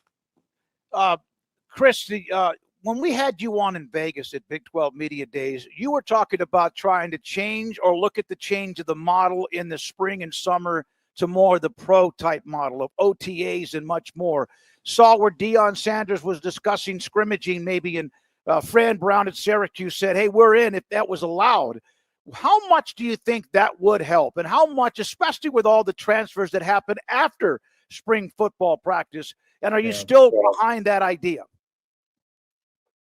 Well, a couple things. I think some things are going to change with the calendar, and it may still be another year or two. And we're trying to narrow the transfer portal window. We're trying to get it from 2 to 1. We'll see if that passes. You know, I know that everybody sees this a little differently, and that's good. Everybody's got their own way of doing things. I think it's a great idea to bring a couple schools together, but you're still going to maybe not go your best players against their best players all the time for fear of injury. And I mean, football's a physical sport. You're not going to go, 50% and get better. You got to go full out to get better. So that's the great part of spring is you get to go really hard, go against your good players and stuff, but you can pull some of your guys back. The competition would be great to see where you're at if you brought another school in here. I think there's a lot of logistics to things. I know this. If we went down to Baylor for 3 days, I don't know who's paying for that. Yeah. We're trying to save money for revenue sharing, just like Baylor is if they came up to our place or all these schools. And I know that there'd find ways to do it. There's fine resources to do it, but you're also taking away from something else. And so I don't know if that's going to gain any traction or legs. Ultimately, I really believe this is going to turn into an NFL model in due time, as far as just going to OTAs in the summer and eliminating spring football all in all. I really believe that that's going to happen. Now, does that happen in my lifetime in the next 5 to 7 years? I don't know. Does it happen in the next couple of years? It might. I know some people are going full go on spring ball, and some guys are really cutting back, because if you get a guy injured in spring ball, is that guy a part of your 105? Nobody's answered that question for us yet. If a kid gets injured, is he a part of that 105? Nobody's answered it. And if they have, they're very vague on it, because he can be on injured reserve. We know there's some unanswered questions, but everything we do right now in college football has unintended consequences. And that's unfortunate right now. I didn't think about that, because the NFL, if you have a 53, I think it might even be 58, whatever, they've changed that number. You have a practice squad and the injured reserve, so you can have different pockets that don't lead to what is the active roster. So that's a great question. The Big 12, Arizona State made a really great run at the end of the year, and then, of course, had Texas in trouble until the Horns made a big play. One team out of 12. Now there's thoughts if they go to the automatic qualifiers. That's being discussed to 2 out of 16. What are your thoughts about earning a spot in the playoff, and how many automatic qualifiers do you think is a good idea or not? Yeah, I'm going to let somebody else probably decide that. I think if you're in the Big 12 championship game, those two teams should be in. And I know you want to reward the team that wins it, but I think that extra game, I think last year would have been an awful thing had SMU not gotten in. I think that was the situation everybody was talking about, was how are they going to, they made the championship game. If they don't play the championship game, they're in. I think some of those things, I'll let some of the other people decide that. I think there's some merit maybe that people are talking about, changing the schedule up and having 1 play 4 and 2 play 3 and letting those 2 winners be your automatic bids. But unless we can get it where everybody's playing the same amount of conference games, as well as either playing a Power 4 opponent for that next game or not, then none of this should be talked about. Unless we can get everybody playing the same amount of conference games, it's not equal. And I know that there's another argument on the other side of that because of the gauntlet of the schedule that people face. Let's either play everybody as their Power 4 schools, and we'll play 11 or 12 of those games, or everybody play 9, everybody play 10. But you can't tell the imbalance of scheduling right now at all. And last year we played BYU, we played Iowa State, we played Colorado, and we played Arizona State. not everybody in our league played all those teams, and we played 3 of those 4 on the road. Nobody knew that those were going to be the top 4 teams. And so, and we didn't play any Texas schools other than Houston last year. Well, this year we have BYU, we have TCU, we have Tech on there. You never can tell because of the transfer portal what one school is going to be from year to year. And so we've got to find a way to get the schedule a little bit more balanced conference to conference first. Yeah, and I know this is never going to happen again, but when there were 10 teams, everybody played everybody, and 1 year home, next year away, and then everybody played 9 games in the Big 12, and I know that that's, get off my lawn type stuff for me, but I wish it was still there. What did you learn about yourself? You guys went through a tough stretch when you had those losses 3 out of 4 weeks, and then you won the bowl game. What did you learn about Chris Klieman during that time? You're always going to have adversity, and we've dealt with adversity here.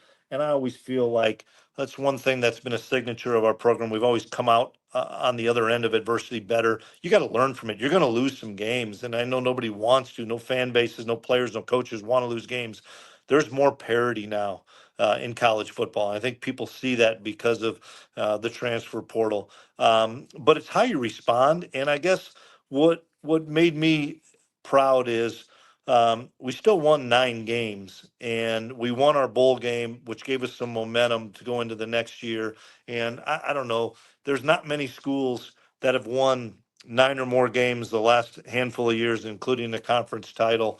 And so, yeah, we want to always play in the championship game, and we always want to strive for being in the Big 12 championship with an opportunity to get to the college football playoff. But you're going to have adversity, and sometimes it makes you stronger. And, I learned stuff about myself and about our team, but how can I maximize what we have every year? And you're learning every year. That's the hard thing about playing a conference game, even though it's in Ireland on week 1. There's going to be new guys added to Iowa State's roster, new guys added to our roster. That's the challenge right now in college football, with the amount of turnover that there is on rosters every year, of playing those big time opponents on week 1, because you just don't know. Chris, I appreciate everything you've done, from what you did growing up as a young coach to what you did at North Dakota State. And, of course, a lot of guys have come from that system, including Craig Bowles, who's here in Waco at the American Football Coaches Association, and others as well. Do you think the Big 12 has done a great job of giving coaches like yourself, Matt Campbell, and others an opportunity to climb the ladder, to prove they could win at another level? And is that done? You think that's a trend that's going to get even more so as we move forward? I think so, and I hope so. I had the opportunity because of the athletic director that hired me at North Dakota State, hired me here, and I know he caught a lot of grief for that, and I caught a lot of grief for just going to where your friends are at. But I think it's worked out, and we've played really good football here. I look at Lance, who's been a good friend of mine at KU, that did it at the Division III level. I know that Campbell's done it at the Division III level. One of my best friends in this business is Matt Ince, and he was at North Dakota State and then went to USC as a linebacker coach. Now he's at Fresno State as the head coach, climbing the ladder. And I've said it since the day I got here: football is football, and there's a lot of great players that come from lower levels, and there's even better coaches that can come from lower levels because they've had to do everything. I was the head coach, I was the defensive coordinator, I was kind of the recruiting coordinator a little bit. Some of those things make you better. I hope that more and more coaches get an opportunity. You see it a little bit in basketball with some of the mid-majors going to Power 4, and I hope you continue to see it, as well as the up-and-coming assistants getting an opportunity to be head coaches. And I wish some of those guys would take jobs at lower levels and not feel like it's a step down to take a job at a group of 5 or an FCS that are really good programs, because in the end of the day, you're getting a chance to lead your own program. One more question on your running back, Dylan Edwards. I know that DJ's moving up to the NFL. Hopefully he gets a chance at that opportunity. What kind of offseason has Dylan had? Heard he's got some weight on. He's had a great offseason. Just want to hear it from you. Yeah, he's had a great offseason. He's one of the fastest kids in the country, for sure one of the fastest in the conference. He's such a physical player for a guy that is not the biggest guy, but he has put on really good weight. He's added about 10 pounds to his frame. I think the thing that is underrated about Dylan, I think pound for pound, in fact, I know pound for pound, he's the strongest kid on our football team. When you look at squat numbers and clean numbers and stuff, he very similar to what Deuce Vaughn was. Deuce was one of the strongest kids pound for pound for a 170-pound kid on our football team. And Dylan's the same way. And I'm excited for Coach Wells because Matt's done this for a long time. He's going to get the ball to our playmakers. To have a head coach who's been a head coach as your offensive coordinator with the changes in your staff, that has to be kind of that's a win. That's a huge security blanket for me. And Matt and I have been really good friends for a long time. And I was lucky to be able to bring him here for a year to kind of learn what we were doing. And then when Riles got the opportunity to Dallas, it was kind of a no-brainer for me to elevate Matt and give him a chance to run it. And he's the head coach of our offense, just like Kleinerman's the head coach of our defense. I let those guys be. I let them coach. I let them make mistakes. I let them thrive. I make sure that the players know that those guys are in charge on their side of the ball. And you can tell Matt's going to be a head coach here relatively soon again. But what a great opportunity for our players to learn under somebody like Matt that has done this before at a high level. Do you get the not butterflies, but that nervous, fun energy right before spring drills every year, just like you do in August every year, just like you do before the opening game every year? I think it's more the excitement of just getting to see some of the younger guys that maybe didn't play as much, trying to find out where some of the transfers fit in, how much they can help you. Do we have them in the right spot playing? As well as, like, for us, we brought in some wide receivers, high school and from the portal, for Avery to get a chance to build a rapport with and build some chemistry with. I think all those things are always exciting. And then you always want to make sure that you're progressing from a scheme standpoint and from an evaluation standpoint. And obviously everybody wants to stay healthy. Thank you very much, Coach. Appreciate it. It's always great to talk to you, Chris. Thank you. Thank you. Sounds good. We'll see you this summer. Yes, sir. Kansas State football coach Chris Klieman on 365 Sport. One of the things he said is about the OTAs, the professional model. He doesn't know if it'll happen anytime in the next year or two, but he believes that's just a matter of time, and maybe even before that, in that 1 or 2 year window. When we y'all like that? Yeah, the OTAs. Yeah. I just, it's weird that all this changed. I just want something that I know what is it? Like, what is it? Just tell me what it is. That's what he said. That's what we've had a couple of guests in a row. Mike Buddy from TCUAD. Just tell us what it is. But Jamie Pollard, tell us what it is and let's do it. Yeah, I think that's probably pretty much everybody feels at this point. Just get something in order and not this song and dance all year, every year of we don't know. We're everything's just in limbo constantly, and that just is not a fun place to live. How about this? With Mike Buddy, the TCU AD, saying, what happens if they don't pass the settlement?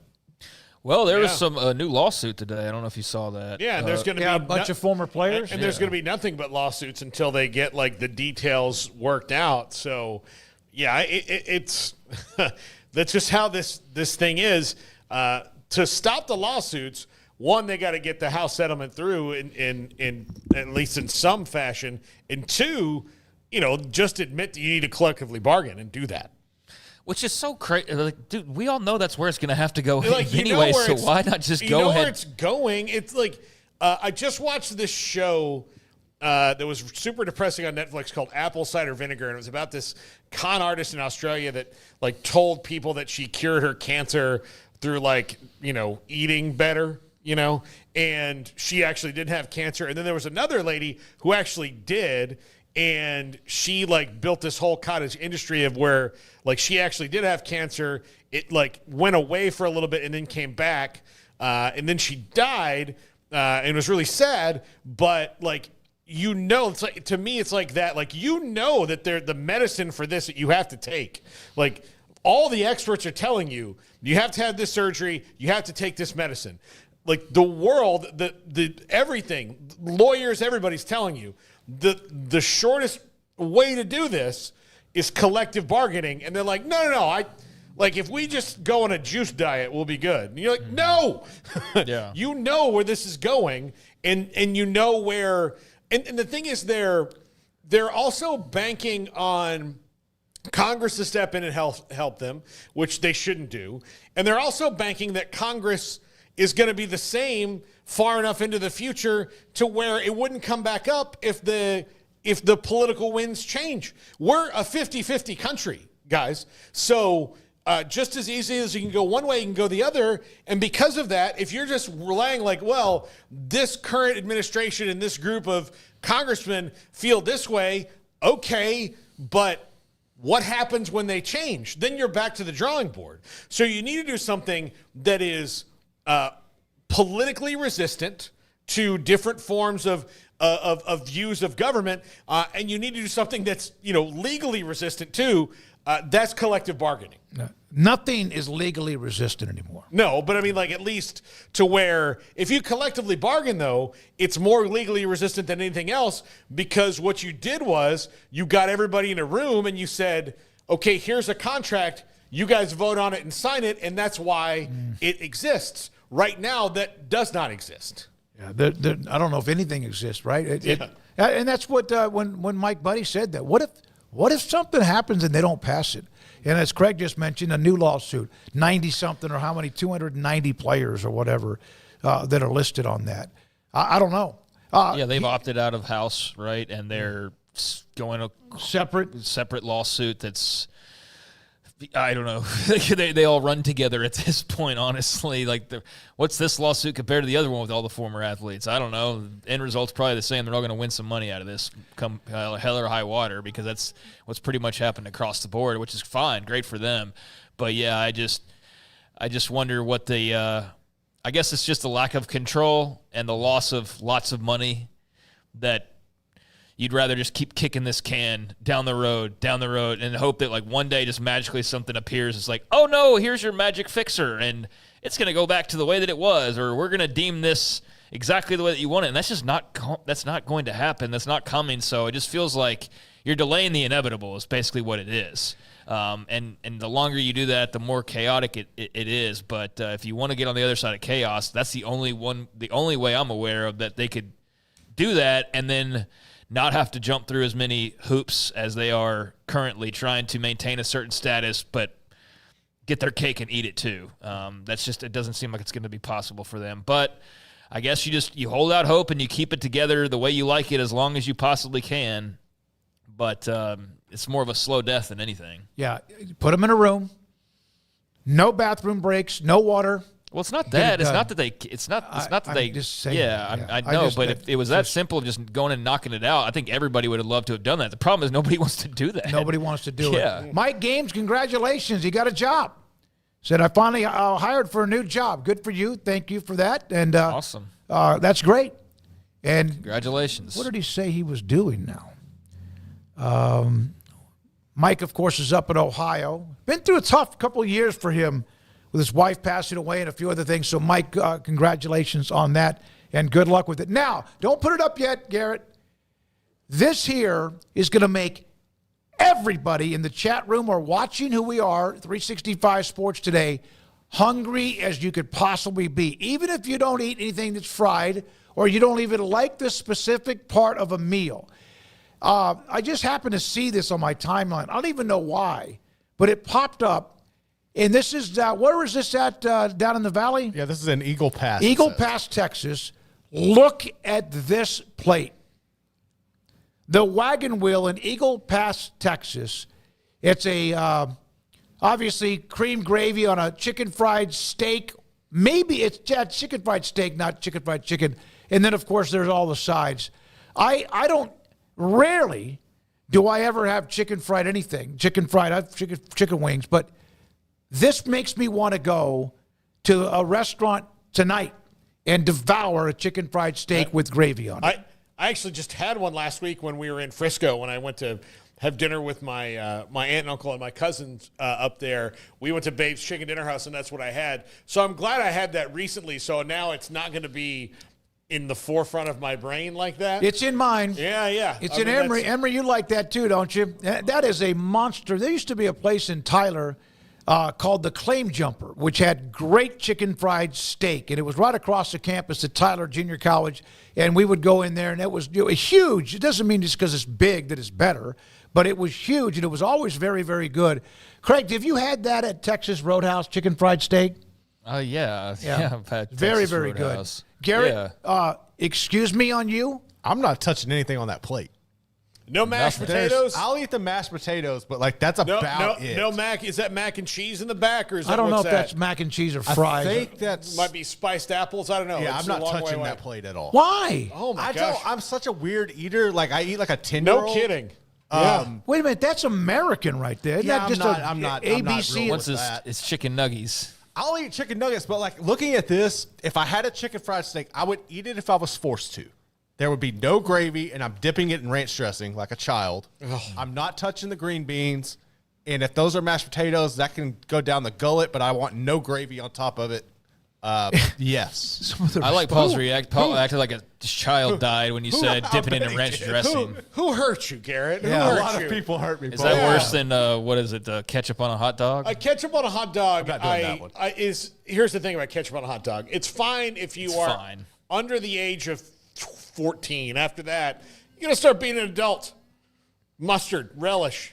Those are hot dog toppings. Yeah, but don't put sauerkraut on it. I can't stand it. I mean, never again, liked like it. My mom that's would a big make that deal. when she But, was like, pissed at us. Yeah. Sauerkraut, I like, onions, and liver. I like sauerkraut. I do Okay. like sauerkraut. But All right, so like, my I game- understand it's got a strong smell Yeah, to it and it's flavor. bitter. So it's not one that you have to do. But like if you're gonna put a topping on a hot dog, to me, it starts and ends with mustard, and It's then everything else. fermented, after right? that. Sorry. Mike Games, that's a heart attack waiting on a plate. Let's see here. But what a way to go! From retired polecat could snort that plate in 30 minutes. I would take me 30 minutes. That looked awesome. I just happened to see that on my timeline, and I was like, God, that's good, even though it's bad. So now I got to add that, I've never been to Eagles Pass. Like, the best two I've had in the state are Mary's and Strawn and Jake and Dorothy's in Stephenville. Those are the two best I've had. And I've had a lot of great ones, but yeah, Jake and Dorothy's in Stephenville is you're going to go in there and it's an old school cowboy cafe, and the chicken for the gravy's on the bottom. They give you waffle fries. It's delicious, but it is a place. Well, wait a minute. Sometimes I wonder: is it delicious because there's a lot of it, or is it delicious? It's delicious. I mean, it's very good. Mary's and Strawn though Strawn's got a great football team. Is the king of it. Not the They're Stephenville. They're queen. Yeah. Y'all know where Eagle Pass is? Wait, I thought we said it was on the border. Oh yeah, it's right on the border. Yeah. Right So on the border. I've never had occasion to go down there. Let's do a show from there. Yeah. Just to go down there, Garrett, you have to eat. Probably would only take us 12 hours to get there by drive. If we flew, it would take us. It's almost like on another part of the globe. I know Eagles. I know it's Actually, on the border. it's 5.5 hour drive from That's here. not bad. That's not bad. I know That's that's not good either. It's one of the places that politicians like to go when they grandstand. Right. Yeah. I'm down here and look at this. I'm on one side of this issue or the other, but still, And the camera turns off, and they immediately go get in their private car and roll the hell out of there to their private flight. But it's right there on the border. I mean, that looks good. I'm not I don't like the soaked in gravy necessarily, right. But I do like chicken fried steak or chicken fried chicken and gravy. I don't like it just drowning in it, but I'd eat the hell out of that for sure. A lot of pepper. I want to get back to. I'm sorry. The ranch dressing with the ranch dressing thing. Here, let's. Wait a minute. Did he say he doesn't like ranch dressing? No, I would eat ranch dressing on it. Like I'm not eating gravy. So I need to dip that in ranch dressing of some sort. What all do you dip in ranch dressing? Oh God, man, wings, chicken strips. That is a better question because I eat like a lot of ranch dressing. Do you put ranch dressing on your salad? I don't really eat salad. I hate vegetables. Okay. Yeah. But if I do, yes. It has to be like romaine. I'm very, very picky. I like ranch on other things. I'm not nuts about it on a salad. I think it covers up the freshness of the vegetables. No, you can put ranch dressing's heavy. Yeah. Like it hits the salad, it weights it down where some things are a little bit less than that. I'd rather have a nice vinaigrette. Yeah. It drowns out the listeria, though. Drowns out the listeria, yeah. The dirty lettuce. Yeah. So, no, I've noticed the bags of lettuce that now are salads that are pre-made, that like Asian salad or kale or whatever. I've noticed they're not staying as fresh as long as they used to. I used to be able to buy a bag, for example, I don't care what it was, I'd buy a bag, and it doesn't seem like it's lasting more than a couple of days. Yeah, I don't know. That and bananas, you'd think they'd have a cure for the God, no kidding, the with shelf bananas. life at this point. So here's the thing you do with bananas. I've been trying to do this at my house, but apparently my wife doesn't like the look of it. But if you take saran wrap and wrap it around the top of the bananas, the oxygen can't get in there. It will keep it better. It'll keep them a little bit longer. Well, you also, if you hang it, that those little kind of hangers, that sort of at least works. keeps them from getting bruised. Yeah. But man, when they go I think bad, that probably adds like a day. Yeah. I mean, and not even like a good, like a full perfect day. But yeah, I mean, anyways, that chicken fried steak would go nicely for dinner tonight. For I hate that I'm gonna have to go have one. Garrett, I'll buy you dinner. Okay. Texas Roadhouse is where I'd get one if I got it, though. I don't know of many other places that would have it around here, but I'm sure there are. There's lots that do, but like, Yeah, some do, and they say they do, but that right there looked good. It looked crispy, and it looked also very, very well cooked. All right, Craig Smoak at Off the Radar is just around the corner. We will kind of we've bounced around because of the pro day last week in Frisco for a couple of 3 shows. We got away from the ACC schedule. We'll jump back into that a little bit after 5 today with the University of Miami, the Hurricanes. We'll do that. Craig's Off the Radar. We appreciate your time. If you have not hit the like button, please do. Subscribe to as well. Mike said, my job is now an overnight shift in the meat and deli section of our new Mayor store in Youngstown. All right. Yeah, cool, man. Good for you, man. Yeah, great. That's awesome that you got a gig, and good luck to you, and hope it's a lot of fun. Hope you enjoy yourself. if I come up there to Youngstown, will you train me in the deli? Like, I really feel like I have I could do well in a deli. I love sandwiches. I don't eat nearly as much anymore because I don't eat as much bread. But I used to love the turkey that had a little bit of some pepper in it or whatever. But a deli, that would be awesome. I think it would be fun for just to go in Kramer. Cut your hand. Yeah, I mean, and just slice them out and make my sandwich. I would love someone to just come in and let me invent sandwiches for them. I've written many letters to Jersey Mike's to no avail. Yeah, but I mean, it's all about the bread. It's not the meat. I feel like it's all about everything. I feel like I could change the game. I do, but whatever. Wow, you and food. Oh yeah, it's a thing. Deli, but you went when we went to New York. We stopped at that place. It was not a far away from where we stayed. We went to the Carnegie Deli. Yeah, that's what it was. It was fantastic. When we come back, Craig Smoak Off the Radar. This is 365 Sports. Don Chimador, Coffee Beans, and Joshua and Cheyenne. I was there the other day to pick up just a handful of some cigars because I was going to play golf on Saturday, and I did. And when I was there, Cheyenne wasn't there. She knows exactly the kind of cigars that I like, whether it's kind of a light flavor and or the Churchill length, particular brands. Rocky Patel is my favorite. Great people that own that company, but also some other cigars as well. She wasn't there. So I was, Joshua, where is Cheyenne?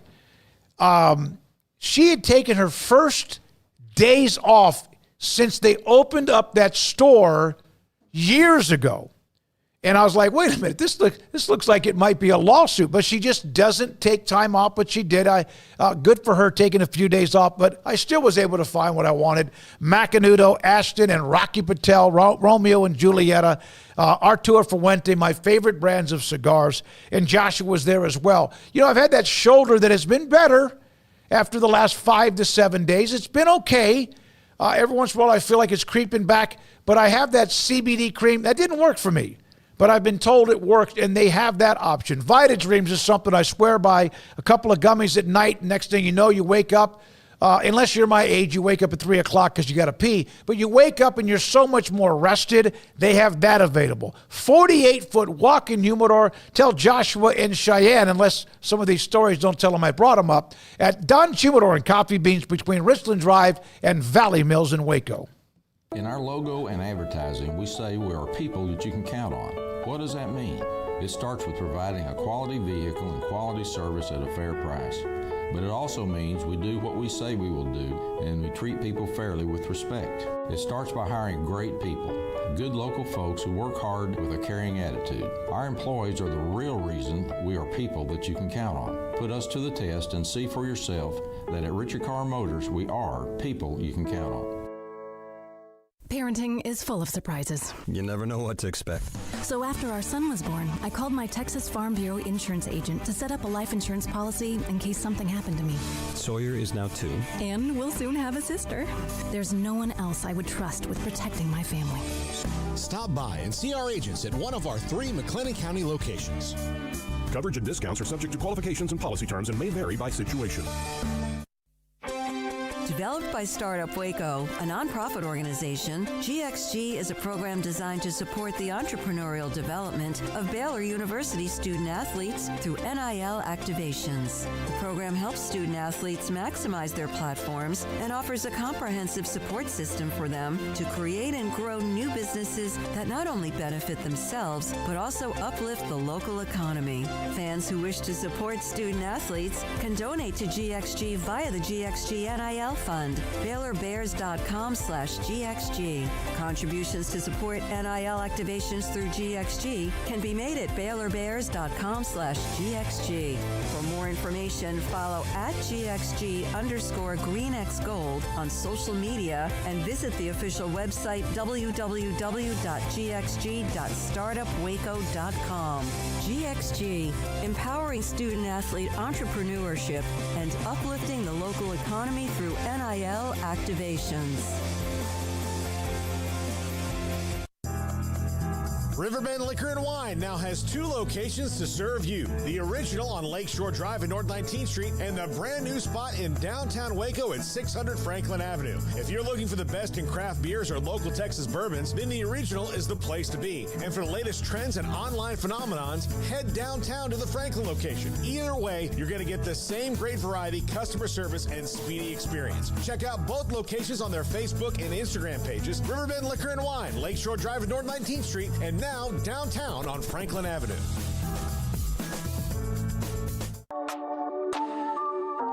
This is Craig Smoak's Off the Radar, presented by Alliance Bank. They take pride in making banking easy. AllianceBankTexas.com. Welcome into Off the Radar here Tuesdays and Thursdays at around, well, it doesn't really matter because most of you are probably watching this after the fact, but around 4:45 for those who watch live.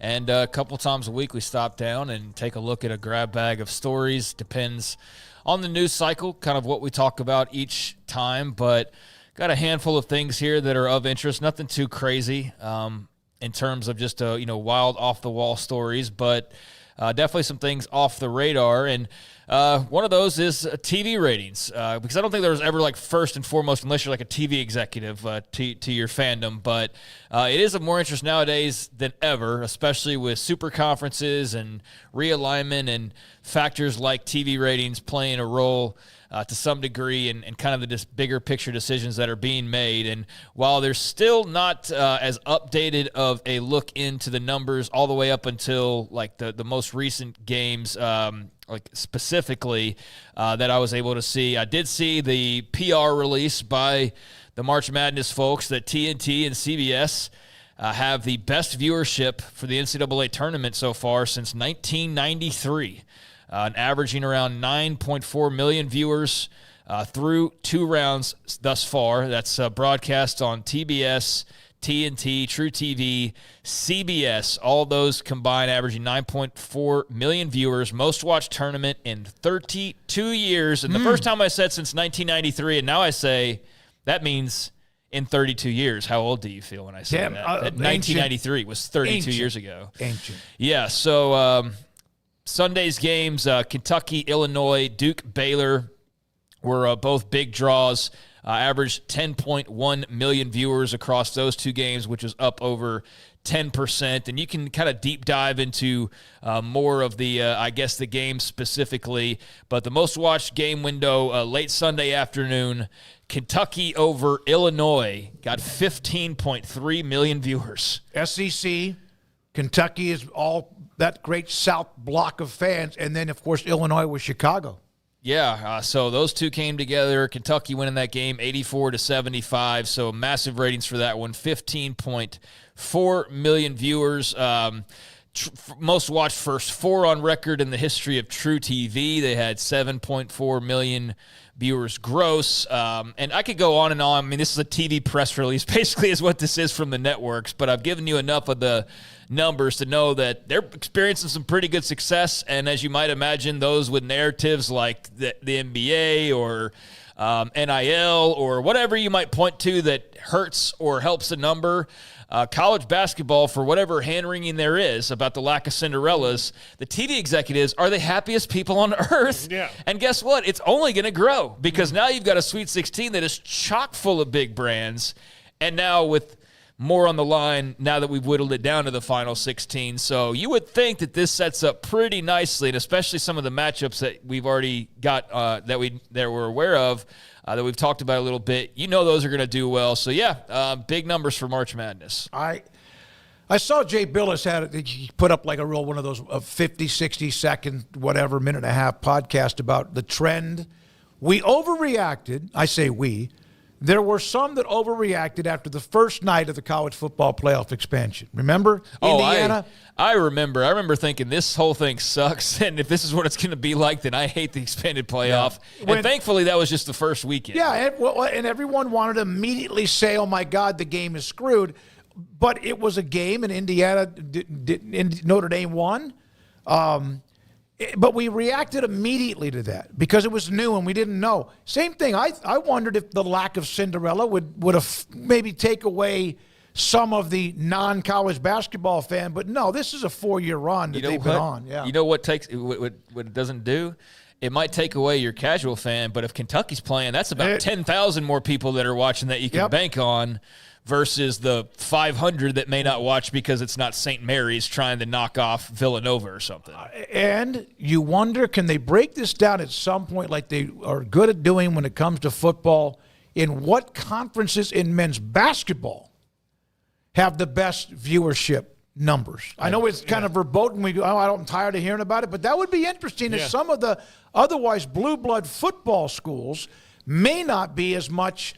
And there's other schools that might be as much more when it comes to basketball. I mean, I would like to see a comparison, but I'd like to see the SEC maybe I don't know how you chart people and mathematical people put all these things together, but something to kind of like see a side by side, of how it's grown or changed or whatever. Like Purdue in basketball. Purdue in Lafayette, Indiana, but you wonder about what kind of numbers they would put up if they played on a Saturday afternoon game against Ohio State or somebody in football, Minnesota. But in basketball, that's a huge history and a tradition there. I don't know. Just curious about Tennessee is going to put up big numbers no matter what. Or Kentucky. You talking about like from the standpoint of that was on FS2 at 12:30 at night, and that's why. I don't think we need to get into the weeds on that because I don't think there's a need for it because you're not really doing the conference trash talk as much. Really what you're doing with that is, hey, we've got 7 teams out of 16. That's all you got to say. But I know what you mean as far as like what window helps and hurts. But I think it's such a fluid thing. There's so many games on so many different channels and so many different fan bases involved that it's not nearly the exact science that CBS owns all the rights, but it's on True TV and all that stuff, so that would bring they're not trying to hurt themselves either. Not, so they're promoting it really well across the board, if it's on True TV or if it's on TNT or whatever. Okay, tell me who CBS has the rights to when it comes to basketball. They have the Big Ten. I think they have some of the Big 12. Yeah, Big 12. There have been some Big 12 games. They have basically Brando's Fox, and he's done some Big Ten and Big East and stuff like that. It's one of the things it's refreshing that we don't. Oh my God, that's a certain conference. They just cover basketball. Yeah, well, you're doing it right now. No, I know what you mean. Yeah. But the ratings for college basketball were up this year overall. No, he just said that. Yeah, I mean overall, across the board. In the regular season, we're up. So yeah. Yeah, so there's just a quick look at the TV ratings, and if you take them for something, that's great. If you don't, that's totally understandable as well. But for all of the talk just in general about the lack of Cinderella or this or that, the state of college basketball, lack of interest, more interest. Right now there's more interest than there has been in 3 decades based on the first couple of rounds of television ratings. So you would think that probably bodes pretty well for the next couple of rounds because you're looking at Auburn, Michigan. I mean, that ought to have a pretty nice audience, especially with Auburn not being some Cinderella. I mean, they are one of the top seeds. Duke and Arizona should pull a massive rating. BYU and Alabama, that's not a game you'd say on the basketball court that you're really fantasy booking all that often, but that ought to be a hell of a game. And I think those are about as two of the biggest fan bases as you can get probably right now. I mean, I know there's others bigger than Alabama, but I think and BYU, but that's two large fan bases that are very much in it to win it. I don't know what Houston-Purdue will do, like as far as a game, because I don't know that has as much built-in audience, but I'm sure it'll do fine, especially with Houston being really good. Florida-Maryland ought to do well, so on and so forth. So, yeah, Kentucky-Tennessee, that's the game I'm really looking at, though, and going, what kind of a rating does that draw? Because those are two blood rivals with a trip to the Elite Eight on the line. So there will be some big ratings coming up this weekend, I would imagine. I didn't even talk about each of the games, but there is that. Meanwhile, elsewhere going on right now, had a lot of March Madness, but Xavier Worthy. Sometimes you hear about an athlete getting in trouble, and then there's the follow-up of they stay in trouble, or maybe in the case of something like this story with Xavier Worthy, you need to let more information come out, as the Chiefs wide receiver, former Texas Longhorn, is now suing his former fiancée in Williamson County, Texas, saying that she stole and destroyed more than $150,000 in cash and property, and that she also assaulted him. He was arrested earlier this month here in the state of Texas on an assault charge, assault of a family or house member by impeding the breathing or circulation, which obviously that's very extreme allegations, but it was very quickly put out there that he would not be facing any charges, so he is now going on the offensive and is suing his accuser and former fiancé, seeking an amount between $250,000 and $1 million in damages, including punitive and exemplary damages. He said in the lawsuit that Tia Jones, his former fiancée, schemed to extort home, money, cars, and other valuables by concocting false stories of domestic violence and leaking the same to the press to professionally and personally assassinate plaintiff's character and reputation. He said that a couple months ago, he had asked her multiple times over a nearly 2-week period to leave his home that he had bought after it turns out that she was unfaithful. So that he offered to find her an apartment was another part of his story, but that the offer was refused. And then fast forward, and not too long thereafter, we get into this whole situation. So basically he's saying that she's just refusing to, I guess, admit reality, and instead has concocted this story. So he is now suing back. He also included photos of damage to his game room, photos of where his hair had been torn out of his head, and that there's also in his, his filing, some accusations that there's stuff missing from his game room. $30,000 in cash is missing. A handgun is missing. So a lot in there, but Xavier Worthy going on a different type of offensive game plan right now. Yeah, what a crazy story this has turned out to be. And he was arrested, and then almost as soon as he got arrested, charges were dropped. And then with the police department saying, like, no, there's definitely no evidence of that had gone on here. And so that's a little bit different than we normally hear in these cases. How many people, when they heard the original story, said, I was another football player beating up a girl? I could say, there was that. I did. I mean, I'll admit to it. Like, that's what I thought. Like, oh, here we go. I didn't think that way just because I try to maintain, like, a pretty even keel about stories like that, because I've just seen far too many times where it does turn out to be the situation that he's describing. Now, whether that's true or not, I don't know. I'm not going to cast blame, but I totally understand that the natural reaction is to be like, oh, yeah, a football player beating up his girlfriend. Seen that 1,000 times, but I don't know. There's just something about that seemed a little bit off to me, and so he is looking to clear his name and turning the tables on her and saying that she cheated on him and damaged his stuff, and so we'll see how that goes down in court. But Xavier Worthy is not taking those allegations lying down and is fighting back. And so I think there's a lot of people that probably appreciate that you often see that sort of, I guess, tweet or whatever comment is when it turns out there's a false accuser. The number of people are like, I wish there was a way that you could get back. Well, in this case, there is potentially for Xavier Worthy. So we'll see how that goes down for him. But I don't think he'll be any worse for the wear in terms of his career and just his persona and things like that. I think the fact the charges got dropped so quickly and he's doing what he's doing is kind of painting a different picture than the initial reactions. And there was also a lot of Oklahoma fans or Alabama fan or whoever. They're like, bing, A&M fans certainly. Another bad apple down in Austin kind of thing that we all fall victim to in our fandoms sometimes. So I guess they're having to delete their tweets or just do what everybody does now. Like, oh well, there's no ramifications. I'll just keep talking. No, and look, I feel bad that Xavier Worthy's having to go through this. This is not a fun way to live. How many cameras did he have in his house? I don't know, but I feel like athletes should always have more than they do. They typically, like all the robbery ring that was going around until they caught with the jerseys and batch stuff. Of those guys. I was surprised by how many didn't have alarm systems, and I know that's not a total deterrent by any means, but like not even video cameras in some cases I just think I would be ultra paranoid. But I also say that if somebody does, I don't have to worry about that. So maybe it's. I don't know why there's not more in place sometimes. I would think if you, I think you could do this anyway, just because of, you never know who's going to try to break into your house or whatever, Right. but just for security. But man, if you've got, you're not thinking it's for your fiance. No. And I'm sure that he's doing what he needs to do. And I've always been especially when it comes to like assault or things like that, the ramifications if you're lying. So good for him to do this.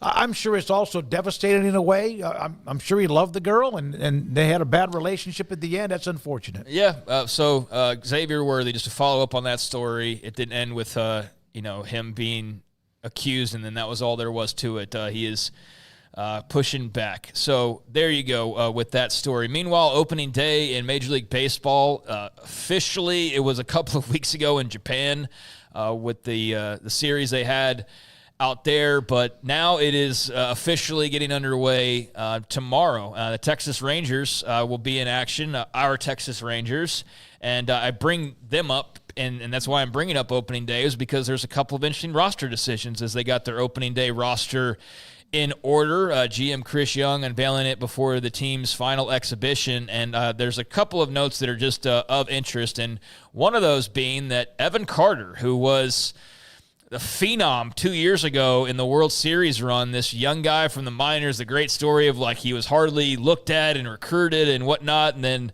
the Rangers, through like a family connection, through his dad who used to be a baseball player, like caught wind of him, got to see him, end up getting the inside track on him, and the rest is history. He ends up a Texas Ranger and helps them win their first and only World Series up to this point. But he is not going to be on the opening day roster. He is going to start the season in the minor leagues as he continues to try to come back from what was just an awful 2024 when it came to injuries and dealing with various things that made him all but unavailable basically the entire year. So he is still making his way back, and he's going to start off on the minor league rosters. Meanwhile, as we await when Evan Carter will finally be back, there is some fresh blood that's been hanging around in the minors that is now all the way into the major leagues, as the Rangers, thanks to a couple of injuries to pitchers, had to fill out the back part of their rotation. Now their rotation is Nathan Eovaldi, who re-signed this offseason, Jacob deGrom, who is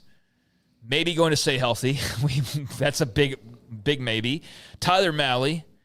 But then they had a couple of injuries. Cody Bradford, former Baylor baseball star, got hurt. And they also had John Gray got hurt as well. So they have filled in their spots, and it will be the old Vandy duo. Jack Leiter and Kumar Rocker have made the opening day rotation, opening day roster for the Texas Rangers, a couple of first-round picks. So, yeah, Rocker and Leiter are in the big leagues on opening day. And the Evan Carter thing makes me nervous. He just hasn't played that much in the last year. I know. So I'm not as much surprised. It does make me nervous for him overall. They also brought in Patrick Corbin last week, and he's his wife. They just had their third kid, but he's a guy, a left-handed innings eater, who gives them a little bit of insurance. So I like that deal. I love that Rocker and Leiter are up. They're up to start the year. I know sometimes that sounds like bad news when you have two young guys, but these dudes have done their time in the minors. Kumar Rocker, especially last year, came up and showed what he can do. If they can keep that's exciting for years to come. They drafted him with a risk, Yeah, right? they knew. If he could ever – Leiter is going to be somebody that – here's the role with Leiter. And I'm stealing this from listening to Eric Nadel and Matt Hicks one afternoon or evening when they were playing the game. If he could give them, again, almost every pitcher, give them 5+ innings, then it's a win.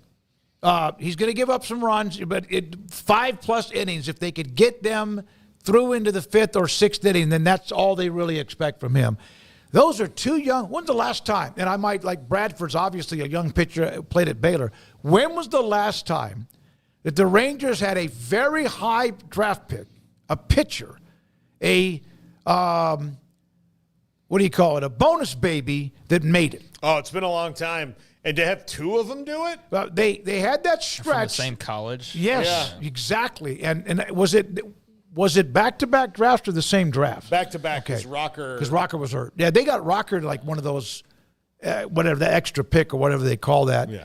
But, man, it would be dynamic for them because they have just had a bad time when it comes to developing pitchers in the minor leagues. Yep, so Kumar Rocker and Jack Leiter both on the Rangers opening day roster. And I'll close it out with this. I did have the Scotty Scheffler menu, but I think I'll save that for Thursday just in case we got some extra time. Yeah, you got a week or two left until the Masters. So he'll be hosting his big dinner, and he's put out his menu that they'll be serving. So we will get to Texas. that. Yeah, very, very much a Texas theme. But instead, I'll leave it with a much more, I guess, note relative to today that will age, and that was the big news of Juju Watkins, star women's basketball player for USC, suffering a season-ending injury last night in the second round of action. She will undergo surgery and, according to the team, begin rehabilitation shortly after she got hurt and then had to be carried off the court, and it was a bad look. And unfortunately, it is the worst news. USC did win, and they won emphatically. They won by a lot, 96-59. So, 37 points they rode to over Mississippi State. But with that win, now in the Sweet 16, but without Juju Watkins, they will be taking on Kansas State here at the end of the week. So, K-State, one of the few Big 12 women's teams that's still standing. You've got TCU, and you've also got, was there one more that I'm not thinking of? Maybe not. TCU's still active, K-State's still active, and that might be it, actually. Well, West Virginia played. Yeah, I think it's just TCU and K-State at this point. So, anyways, they will get the big matchup with USC, but that's an awful loss of star power for the Trojans. And one of the biggest NIL babies currently going in the college game right now, one of the biggest stars in college sports right now is Juju Watkins. So you just hate that for her in general, but also a blow certainly to the field in the women's basketball tournament. So that's unfortunate. Paul, who's that going to open the bracket up for? How does that change your mock draft for the WNBA, Paul? Not at all. None of it changes. So doesn't affect it at all. Well, Kansas State's got got from 3 to 4. Kansas State had, was it Aoki Lee or something that had been injured or whatever? Very, very good. But they beat Kentucky by 1. So, Paul, you want to go through the bracket for the women's tournament? I don't. Okay. Well, that's a real party pooper move. We were opening the door, but no, I think it sucks. I mean, let's talk about that. I mean, that just sucks. It's like one of the best players in the sport. She was just named. I have that USBWA whatever, and she was named the Player of the Year. Yeah, Betts from UCLA, Booker from Texas, and Notre Dame's got like 2 or 3 players that were all part of that ballot. And I know I'm missing some. Oh, South Carolina. South Carolina doesn't have the ultimate star this year. They just have a pretty good team.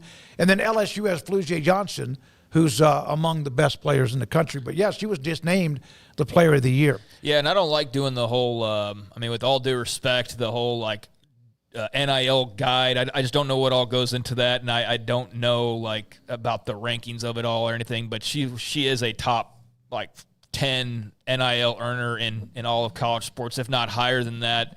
A lot of big time endorsements, big-time brands, and this is when she's really probably the most in the spotlight. I mean, not probably, but undoubtedly in the spotlight is March Madness, and so unfortunate for her that she goes down, but they did have her evaluated like a $750,000. So the good news is that she's not Juju Watkins from 5 years ago, and she gets hurt, and there's nothing there other than the school helping out, but nothing beyond that. Now she's got a nest egg to at least help, matters She's in off the court. State Farm commercial.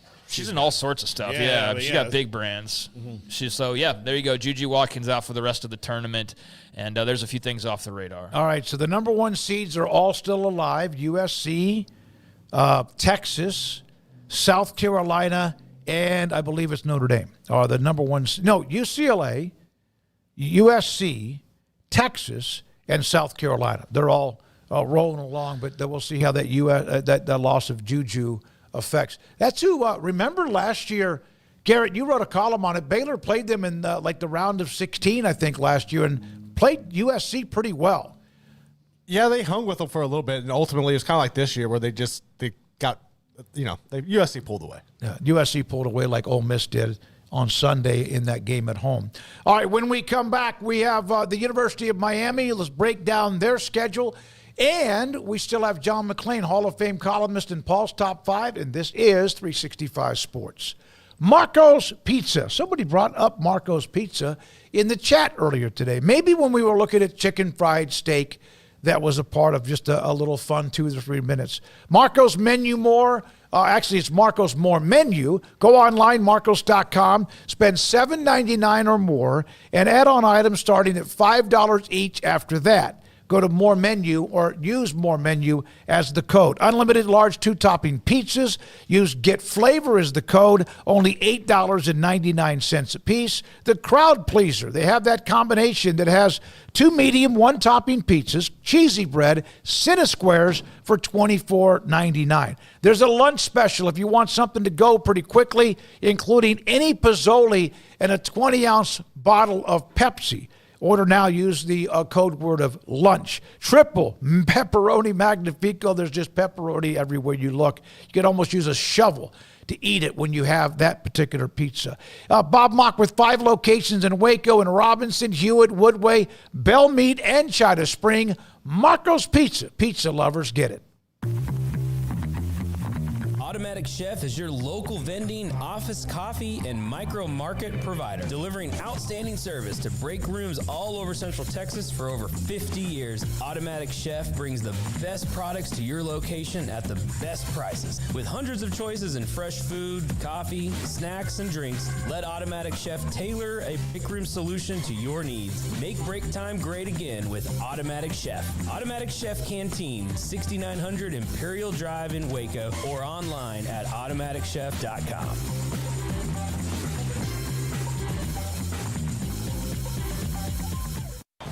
Baylor alumni are more than 160,000 strong. When we all join hands to support our university, we don't just move the needle, we move mountains. Working together, we create life-changing opportunities for students on the field, in the classroom, in the laboratory, and in life for generations to come. So get connected, get involved. Learn how at baylor.edu/alumni. There are 26 letters in the alphabet, over 600,000 words in the dictionary, and just 3 of them said together can change everything. Let's order pizza. Those 3 words lead to dough made from scratch and 3 fresh signature cheeses that blanket golden crust in a heavenly melt on Marco's Pizza that'll blow your mind. So visit marcos.com to order and stop by Marco's Pizza in Belmead, China Spring, Woodway, and in Robinson. Marco's. Pizza lovers get it.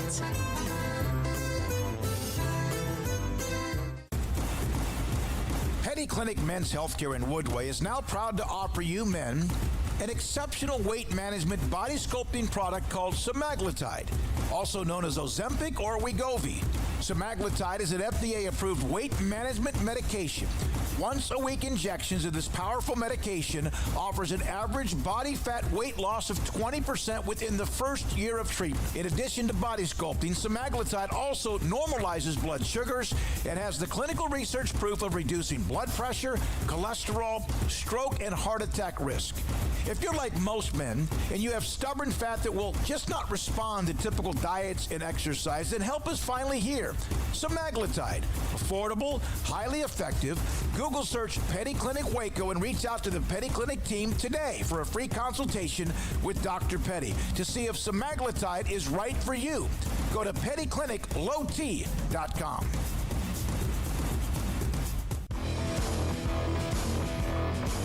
This is 365 Sports. Enjoying the show? Hit the like button and subscribe. 365 Sports every Monday through Friday, 3 until 6. Got a busy hour. John McClain, bottom of the hour, top 5 in 45 minutes or so. Garrett Ross is running the mothership. I'm sure, is he a director or producer? I'm going to call him our director.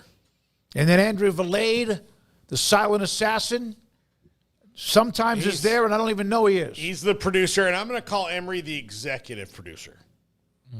Oh, a lot of titles, man. It's like everybody wins a ribbon. I've been saying for years we need associate producer. We need credits that roll. No, I do think we need to do that. Yeah, we need credits. We need to do that. All right, so again, we're taking you through the rest of the hour.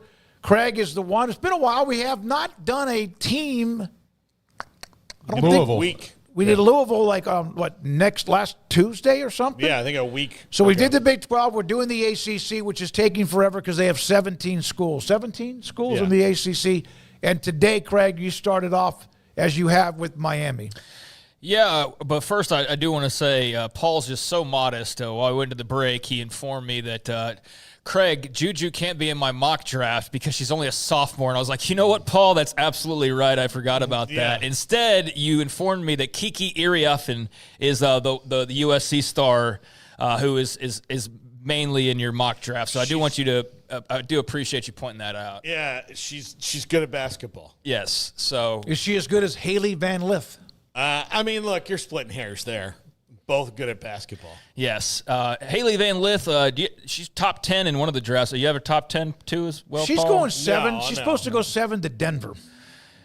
Does I Denver don't think have Denver has a WNBA team. But anyways, so yeah, I mean, the good news for Juju is that she's still got a couple years left. So appreciate Paul for pointing that out during the commercial break. But here we go, the Miami Hurricanes 2025 schedule. The Canes coming off of a pretty good year. It's a pretty good year.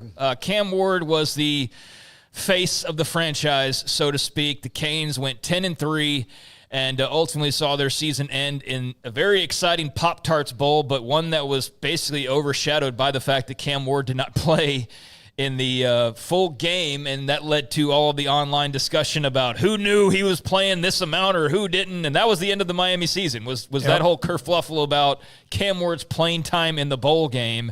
And a game that they lost to Iowa State 40-41.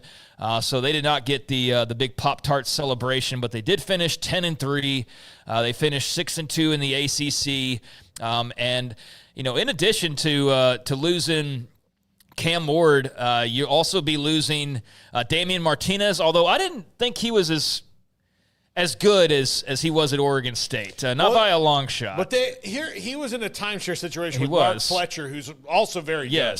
So he was good. It's just that when you go from being the dude to being the dude 1A, you know, then he actually had a great pro day. Very strong, 4.51 he ran. So I like Damian Martinez on day 3 of the draft for somebody. But yeah, he didn't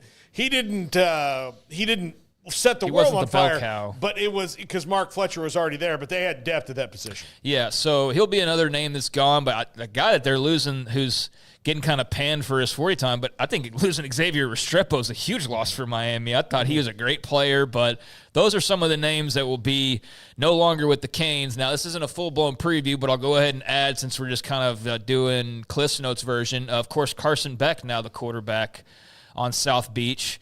And so that was the big NIL get to replace Cam Ward was Carson Beck. So what kind of a schedule are we looking at for the Miami Hurricanes in 2025 as they look to build off of 10-3? Well, week 1, Sunday, August 31st, Miami Gardens, Hard Rock Stadium, Catholics versus convicts right out of the gate, as it'll be the Notre Dame Fighting Irish there on Sunday, August the 31st. I want to just emphasize Sunday, that'll be the opener, which I actually love about the opening weekend of college football, where we had LSU, USC, and I like having the big Sunday game to kind of set the week off. So that will be very much that game this year, Notre Dame and Miami. They continue non-con play week 2 on Saturday, September the 6th with Bethune-Cookman. So after playing on a Sunday, you lose a day, but you play Bethune-Cookman, so I don't think you're hurting too much there. Then the following week, week 3, Saturday, September the 13th, it is USF at Miami in a little interstate action. And then in week 4, they close out the non-con, all 4 games in a row. We've seen some where it's like 3 games and then they play the other one like November 15th or something. Well, they knocked out all 4 of their non-cons right out of the gates, as week 4 will be the big showdown with the Florida Gators, and that too is also 2 of the best, at Hard Rock Stadium. Those are 2 best college football programs in the state of Florida right there. USF and Florida. Well, UCF will have something to say about that. Yeah. No, that's a hell of a start. No, that's a crazy start. Well, let me say this, and then they get their open date. So that first month, those 4 games, Notre Dame at home, Bethune-Cookman at home, USF at home, Florida at home. They don't leave home. Yep. They're at home the entire month, but they play Notre Dame, USF, and Florida. I'll sign up for that season ticket package. We had Golish on. We thought their schedule was tough for the first month of the year. This is right here. This mirrors it, and of course they're on it. But yeah, this is a really. I hope for I hope for all fans of every team ever, you get an opening non-con schedule like this, because this is a reward. And this is tough, though. Notre Dame brings back a ton of people off that team that was in the playoff last year. Plus, I think their recruiting's just gotten better under Freeman. USF is on the rise. Byron Brown is back. And then, of course, DJ Lagway and the Gators in a game that it'll be off the schedule for a couple years, and then they'll come back to it. But yeah, this is a great first month of the season, and then Craig will get to it as they get into conference. This is an interesting and if Florida and fun State schedule. Bounces back, and this could be one hellacious schedule. Yeah. Well, let's get into it. So after the open date there, after those first 4 games, they come back in week 6, Saturday, October the 4th. And their first road game doesn't come till October the 4th, but it's not a far jaunt, even though it is still, state of Florida is very long, so it is going North Florida to South Florida. They'll be on the plane. Yeah, they'll be on the plane, so it's not like the 2-hour drive or anything like that on the bus, but it is Florida State in Tallahassee, and then an open date. So that Florida State game is surrounded by open dates. So they got 2 weeks to prepare, and then depending on whatever happens, they got 2 weeks to get ready for the next wave, which will be their third part of the schedule. But we've done various unique combinations. We've never seen, to my knowledge at least, a 4-1-7 schedule as Miami has this year. So, yeah, 4 games, open date, Florida State on the road, open date. They need 2 weeks to prepare for the Seminoles, and they also need 2 weeks to recover. 2 weeks to recover from the emotional buildup of that game. Actually, I think this one having the week off after is a nice benefit for them, because this is one of the chippiest games and most physical games every year. No matter the skill level of the teams, they just it's just ratcheted up physically. There's always late hits in this game, but it's just, how do you spell ratcheting it up? they go. One of the things the ACC for a few years put this game at the beginning of the season until both schools begged off of it and said, hey, we love the attention. The problem is that we're both so banged up after this game compared to our other ones that we'd like some build up to this, because now we have these injuries that guys were going to the second week, and we are seriously depleted to a level that we're not. So a nice benefit for them for a rivalry game that gets really chippy. It's been almost at times the same weekend as Oklahoma, Texas. That first weekend. Not every time. I'm not sure if that Oklahoma, Texas is the 4th or the 11th, but that's a hell of. I love the logos on this schedule. So through the first 5 games, they will play Notre Dame, Florida, and Florida State, as well as USF and Bethune-Cookman. So pretty salty start on paper to the Miami schedule. But then after that Florida State game, they do have the bye week, as we mentioned, week 7, their second and final open date. So that means with the 4 bye, 1 bye, you've got 7 straight games to close out, as we mentioned, the 2025 schedule. And that will get underway, that third leg, on Friday, October the 17th. So they play one Sunday game to start the season, and they play a Friday game in the middle of the season. But outside of that, it's all Saturdays. But you do have a Sunday, you do have a Friday game. So Friday, October 17th, surprise, surprise, at home, taking on the Louisville Cardinals. Then the following week, October the 25th, you'll have an extra day to prepare because you'll be back on Saturday. You get Stanford at home. Pretty long trip for the Cardinal and whoever the hell their head football coach is at that point in time.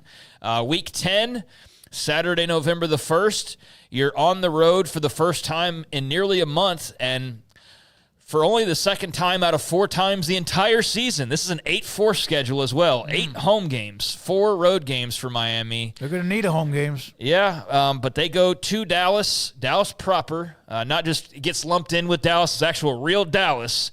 And it's the real ritzy part of Dallas as they go to play SMU at Ford Stadium.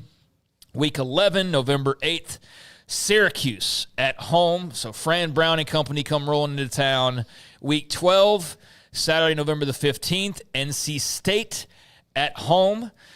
Then week 13 and 14, it will see them play their third and fourth games on the road. So back-to-back road games to close out the schedule.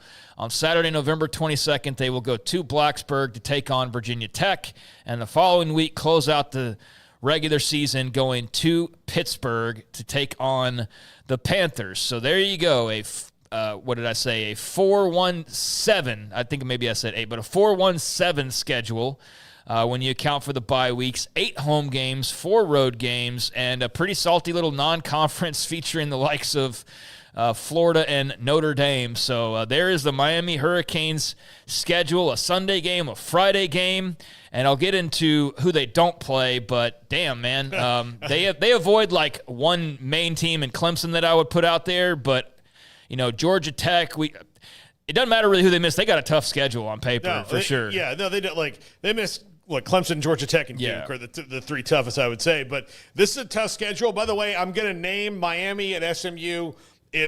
As long as this is an ACC game, since this is the ritziest part of Dallas and this is Miami, careful. We're going to call this the Botox Bowl. Oh, I was going to be the Coke Bowl. Yeah. The Blow Bowl. Yeah, but yeah, maybe. But the Botox Bowl. Yeah. Smokey and I had this discussion when Miami and Dallas, the Mavericks and Heat played in the NBA championship game. And he said, which city do you think has more plastic surgery? And he was convinced it was Dallas. Tim McMahon, who actually has a book that just came out about Luka told us, like, listen, Smokey, normally I'm on your side, but I'm down here right now. And no, it's a rout. But the Botox Bowl will be a tough one. Look, the easiest game they have on this schedule outside of Bethune-Cookman is Stanford. Like, that's the easiest one. And then if you want to, like, play games with what the second easiest is, all right. But a lot of teams have veterans coming back. The last 2 on the road in tough places to play. Miami never plays well in Blacksburg, ever. I mean, they may win, but they never really play well there. And then going to Pitt, yes, they got a bunch of home games, but ending those last 2 on the road, that's tough. All right. Mario Cristobal's got his hands full with this schedule, that's for sure. 100 hours, they finish under 500. I'd take that. I'm taking that they don't finish under 500. Yeah. You're saying that they do finish under 500. Okay, what about 6-6? I still think I go pro Miami. I think I go above that right now. You'd have to get me into like the 8-9 conversation to make it actually an interesting bet, honestly. All right. Now, if you told me, like, if they got behind it on Notre Dame and Florida early on and they're 2-2 out of the first 4, I could buy 7-5 because I'm not sure they have the overall depth, especially on defense, to withstand it.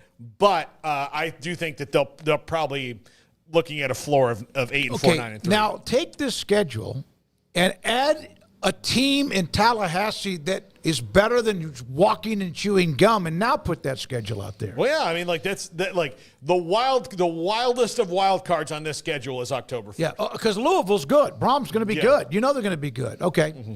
So they do not play Clemson. They do avoid Clemson. They do not play Georgia Tech. And I think those would be the 2 most notable teams that they don't play that are figured into the big picture ACC race. They also do not play Duke. They don't play North Carolina.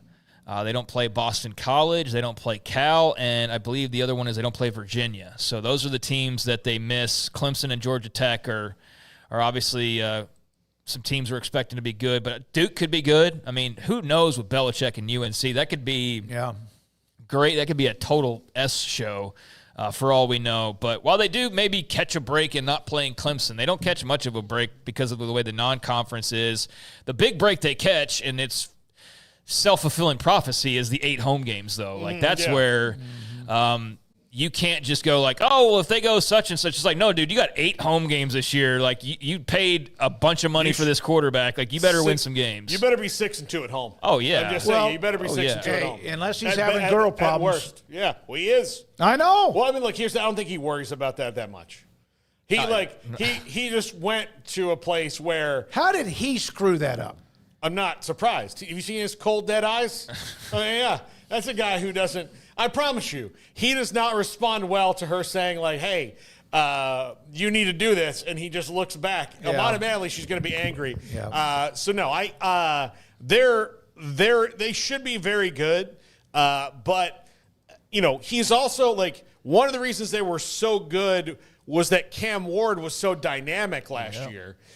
Carson Beck is not necessarily that same kind of dynamic at his best. He's talented. I thought he was just a mess last year. Yeah, and like he closed stronger than he started, but Cam Ward has actually never been a mess. Like that's the thing is like you go back and even when Washington State didn't make the bowl game when he was there, it was never because oh dear God, Cam Ward had a nightmare of a situation. So, you know, I believe it to be a downgrade.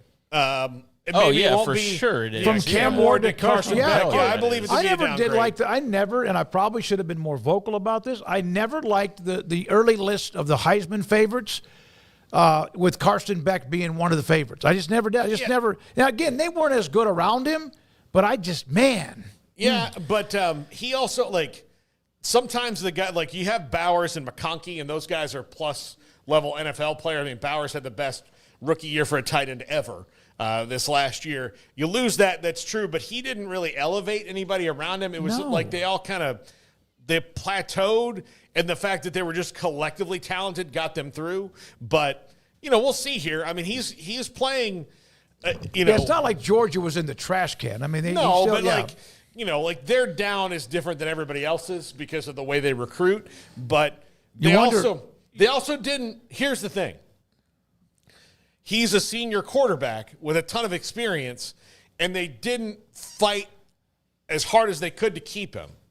You know, they like with free agency, you sometimes you can go find another quarterback who will throw multiple 3-interception games against some of your best opponents. You say they fought to keep him. He had this girl in Miami too. I know, Let's not lose the that. girl's a non-factor at this point. Like, not then. But even still, like they clearly he had an incredible game had they beaten Alabama. Yeah, and not lost it at the end. My point is that this is professional sports now. We talk about it all the time. When you want to keep somebody and you're someone like Georgia, you usually keep them. Yeah. All right, great schedule. I love it. All right, Craig, thank you very much for that. We'll have who's next. I have no idea who's next on the schedule. Miami, North Carolina. Yeah, probably North Carolina. Carolina. Probably next. Okay. Well, it's North Carolina or NC State? No, it's North Carolina and then State. North Carolina is alphabetically ahead of State. Yeah. And then Notre Dame, I guess. If we want to do them, If we want to do that in the ACC. All when right, we well, come North back, Carolina John tomorrow. McClain, Hall of Fame columnist, and Paul's Top 5 around the corner. This is 365 Sports. Waco Custom Marketplace on their Facebook page for this week, until they close their doors early on Saturday afternoon. They have tuna steaks. You ever had one of those before? You got to cook them and got to know what you're doing there. A little olive oil, make sure that the grill's really cleaned off. It's delicious, $18.50 a pound. I'm not a big fish guy. I love shrimp, I love lobster. I rarely have fried catfish, but I've had tuna steaks. They're very, very good if they're seasoned perfectly. And Andouille sausage for $3.25 a pound. T-bone steaks, $12.50 a pound. Porterhouse steaks at $12.99 a pound. And 20% off on all fresh shrimp. They have tiger shrimp occasionally inside that butcher shop. That's the ones that I love to get. I walk in there, even if I wasn't thinking about bacon wrapped shrimp, if I see tiger shrimp, I'm doing bacon wrapped shrimp that weekend because it's just plump and delicious. Of course, all of what you need, the knickknacks, and you want seasonings, barbecue sauce, things like that, they have it. Soups and salads and more. It's Waco Custom Marketplace. Hometown grocery store, full-service butcher shop and bakery on Lake Erie Drive in Waco. How did Edward Jones become one of the biggest financial service companies in the world? By not acting that way. Financial strategies, one-on-one advice, it's a big difference. And that's why Brad Wilson, your Edward Jones financial advisor, makes sense of investing. Experience the difference for yourself. Brad Wilson, 250 Sharon Drive in Woodway, 254-776-4337. Edward Jones, member SIPC. Pizza, burgers, and Bears football. There's no place around Waco that serves them all other than Bubba's 33. Come show your green and gold and enjoy some of Waco's best food and beverages while watching your favorite team, the Bears. When real Bears fans get hungry, Bubba's 33 is the #1 spot for ice-cold drinks, hand-stretched, stone-baked pizzas, and bacon-infused burgers. Join us for indoor or patio dining. Bubba's 33, Waco's restaurant and proud supporter of Baylor Bears football. Sick 'em, Bears. Do you or your kids get nervous about going to the dentist? Stonewood Dental, Dr. Steve Childress, he can help. I've spent a career taking care of patients who as children had bad experiences, and now they're adults that hate going to the dentist. If I get a kid at 3 years old and they come every 6 months and it's a happy experience, it's normal for them. Now they have an accident at 6 or 7 or 8 at school. Now they have a broken tooth or a trauma, and they have to come here. They're used to lights, they're used to water in their mouth, they're used to experience, they already trust us. It's amazing what we can do with that kid without it being a negative thing. But if I see a 6 or 7 or 8 year old that's never been to the dentist, and now they have a trauma or an unfortunate unexpected toothache, it's harder to do that for that kid and it not be somewhat of a negative experience. So bottom line is I try to teach kids and adults and teenagers and everybody the way I'd want my family treated, which is where it's a necessary part of life. You just take care of it. It doesn't have to be that big a deal. Learn more, stonewood-dental.com. 1, 2. I'm in love with a man named Rudy. I'm okay with that. He knows exactly what I want. He keeps me coming back. Cooks breakfast, lunch, and dinner for me. Does the dishes too. I'm in love with a man named Rudy. Last name Barbecue. It sure is easy to fall in love with Rudy's tasty oak smoked barbecue. Next in line. This is 365 Sports. The 5 o'clock hour is sponsored by Edward Jones Investments with financial advisor Brad Wilson. Investing is time and experience back to you and your money during today's changing times. Edward Jones, making sense of investing. Now here's David Smoak, Paul Catalina, and Craig Smoak. 365 Sports as we hit the last half hour of today's show. John McClain, Hall of Fame columnist, joins us. Craig Smoak, Paul Catalina, and David Smoak. John, I want to start with the University of Houston, the basketball team. Obviously, we know what Kelvin Sampson's done, the history of that school, ever since the heartbreak in, 83 or 4? 83. 83 with the loss to Valvano. It's a pro sports town. How much of a buzz is there for the Houston Cougars in men's basketball? one of the things that's happened with Houston is they built a building like they built in Waco, smaller capacity, 7,500. It's sold out every game. It's all about the acoustics. It's loud. You know, they lost one game there this year, Big 12. That was a fluke to Texas Tech, second best team in the Big 12. And so the fans are good. Now, Kelvin Sampson is a finalist for Coach of the Year. Kelvin's done a great job here. He keeps a lot of local guys in. Tillman Fertitta, whose name is on the building, the Rockets owner and our new U.S. ambassador, gives them a lot of NIL money. And this year, unlike the last two, they have not had a major player suffer a serious injury that kept them out of the tournament. And one of the things I liked about his teams, they're noted for playing hard. They're noted for playing smart. They play great defense, and they were unbeaten in the Big 12 on the road. So they're playing in Indy. That'll be a Purdue crowd. But they're not intimidated in hostile territory. So whether or not they win it all, I don't know. But the fact is, this team is good and does not have injuries as an excuse. And even though the Astros open on Thursday afternoon, the Rockets have the second best record in the West, winning 9 of their last 10. The Texans are rebuilding their offensive line, getting ready for the draft. There's a big buzz about the Cougars. And even though I went to Baylor and I was in Vegas this past weekend for our annual trip to watch the first 2 rounds, wall-to-wall ball with my good friend Gary Horn, also from Waco and Baylor, and I watched them lose and I felt terrible for them. I'm still now pulling for the Cougars because I respect them and I'm from Houston and I want them to win. John, LJ Cryer is one of the few transfers who's left Scott Drew and gotten better. Most of the time, it's not that way. He keeps the good guys. But that's, I think, more of a testament, not just to LJ Cryer, but to the way Kelvin Sampson coaches people up, because he didn't want to play defense when he was in Waco. And now it's like, okay, look, you can shoot all you want, but you better get in somebody's way on the back end. That is a great point, Paul. Now, he's from here, of course, and I'm sure he got good money to come back here, and he is a clutch player. You know, to be a freshman and win a national championship, nothing's going to intimidate you. And if you don't play defense on this team, Kelvin Sampson doesn't play you, and it doesn't matter how well you shoot, but he's become a really good two-way player, and he's going to end up getting drafted maybe the first round, no less than the second, and he's become a tremendous player. And I'm glad the Baylor fans boo him in Waco every time he touches the ball, but it's very classy to see Scott Drew with his arm around him and all that, because there are no hard feelings in this age of NIL and the transfer portal. One of the things that somebody mentioned about LJ learning how to play defense under Kelvin Sampson, he was on one of the best defensive teams we've seen in college basketball the last 25 years with Maceo Teague and Vidal and Thamba and JTT and God knows who, Davion Mitchell. So I think he was headed back to Houston anyway. That's where he wanted to play. But he has been nails, no question.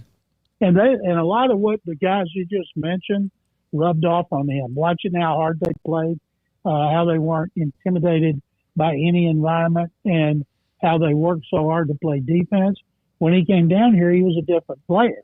You know, he was not a difference maker as a freshman at Baylor. Now, maybe he would have been as a sophomore, but he certainly has been down here. John, I'll ask you about the ongoing drama of where does Aaron Rodgers play in 2025? Do you think it's Minnesota? Do you think it's Pittsburgh? Do you think it's his couch? What do you think at this point? Oh, my God, Craig. I've never seen a player get more attention for not doing jack squat than he is. And you know he loves it. Yeah. Minnesota doesn't want him. Pittsburgh wants him. The Giants want him. Why in the world would he consider the Giants? Why is money an issue for him when he's single and he's made over $300 million? He should have called the Steelers. He should have said, Coach, give me a blank contract and I'll fill in the minimum and then I'll play there. And if he came in there and gave the Steelers next year 28 touchdowns, 11 interceptions, like he had last season in his second year removed from Achilles surgery. Even though he's 41 years old, I think he'll be better. He's never going to be what he used to be, but he's better than what the Steelers had. They blew it with Kenny Pickett, and they are desperate. They're so desperate they may take Russell Wilson back. And I'll tell you another team doesn't have a quarterback, and that's Cleveland. They got Kenny Pickett, who bombed out in Pittsburgh. Deshaun Watson will never play for them again. So that's why I think they're going to take Shedeur Sanders. Otherwise, they're going to be bad again.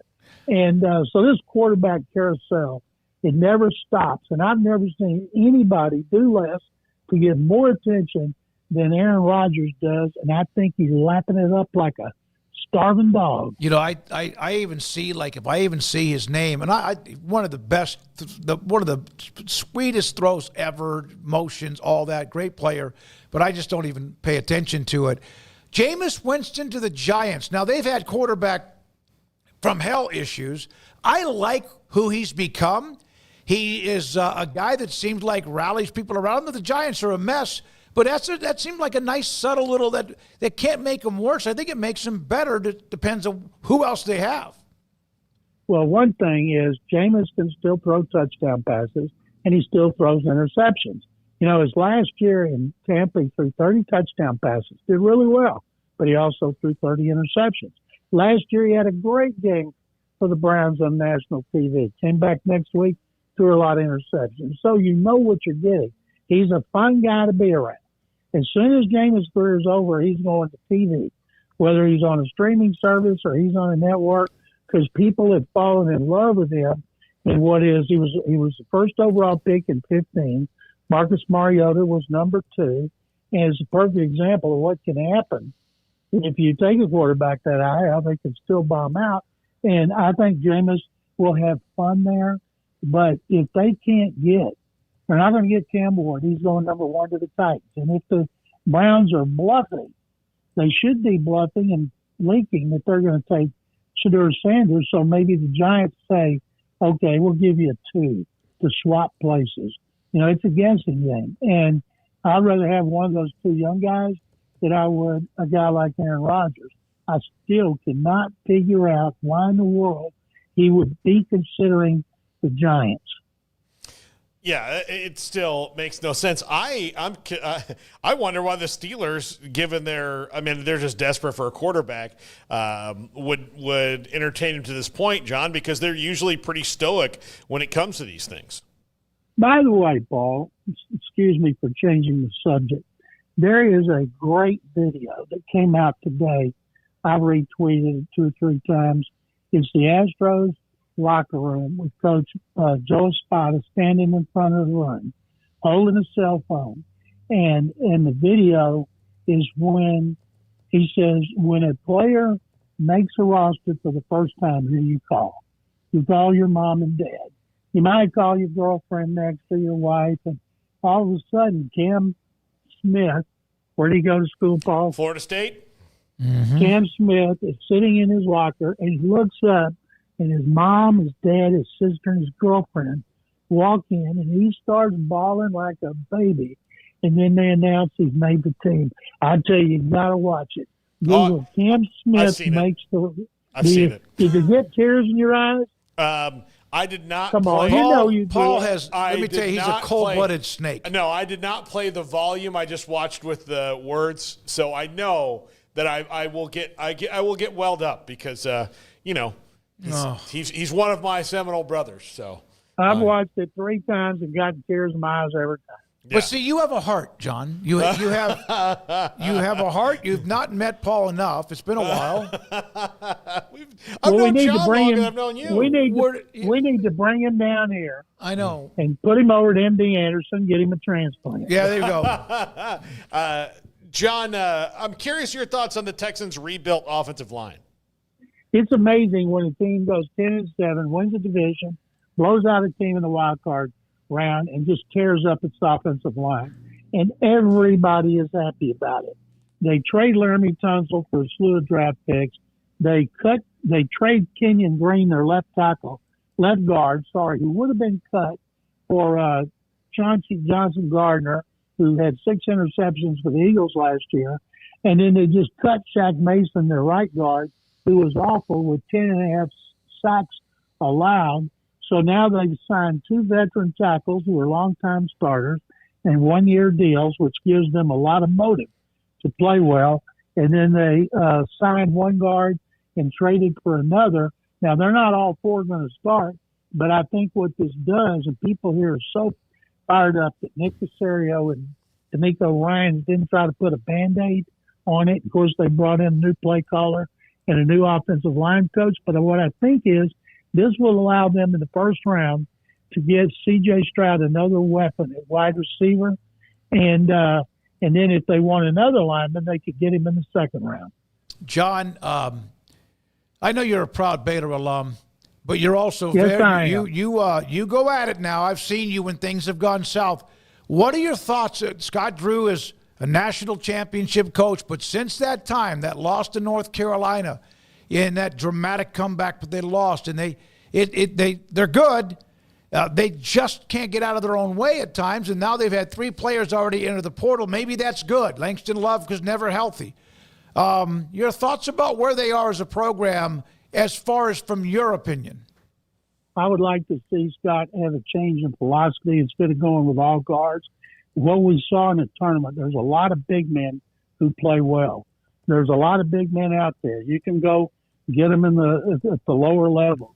The best player at Tennessee played 4 years at North Florida, and this is his first year there. Duke, 5 new players. There were other teams that have just turned over their roster. Now, the key is, do they have NIL money to get them? But I like to see them have a big man again who can actually score and rebound and not just turn it over and try to like some of these guys they've had recently. And I think they'll be able to do it. I think Baylor's when they're recruiting, it didn't work out with Roach, and we all had such high hopes for him. And these guys in the portal, like Asamoah, I'm on a text thread with 10 of my good friends who are all from Baylor, and they're bemoaning. I said, what did he didn't do jack squat? No. How many of these, and I love Langston Love. He was hurt every year, and I hope he goes somewhere and is healthy. But to me, Scott needs to go out and look. I'm hoping like crazy that Robert, who's the freshman? Right. I forgot his right. Robert Wright. Somebody doesn't come in there and offer him enough money to go somewhere else because that kid would be the leader. But that's what I'm hoping Scott does. Well, if think about who they've had the last 3 to 4 years, and all of them, with Jacoby Walter left early, Eve Missy leaving early was something they weren't so sure about. He's now having a great run in the NBA, and now you're going to lose VJ Edgecombe. Yeah, it's Keontae George, who's better in the NBA than he was at Baylor. When you get those guys, they're going to be there for a year, and they haven't been able to take advantage of it. It's interesting, but thanks for your time as always, my friend.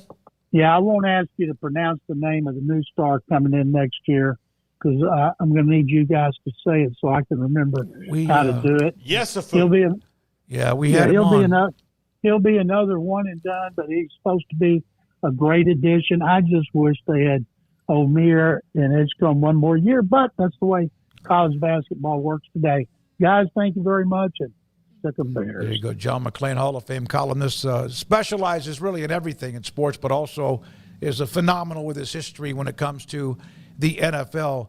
Tunde Yesufu, he's the one that we had on the show. Loved him. Loved talking to him from earlier, but they've got a lot of work to do. The Roach thing, good kid, good young man, but just very, very sporadic success here and there.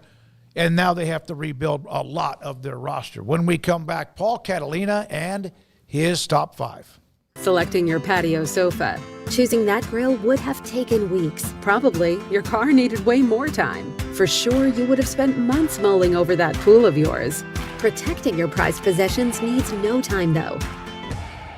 Just visit coversandall.com. Create a custom size per your requirements. Pick a fabric and personalize your cover. And leave the rest to us. Premium protection for all that you love.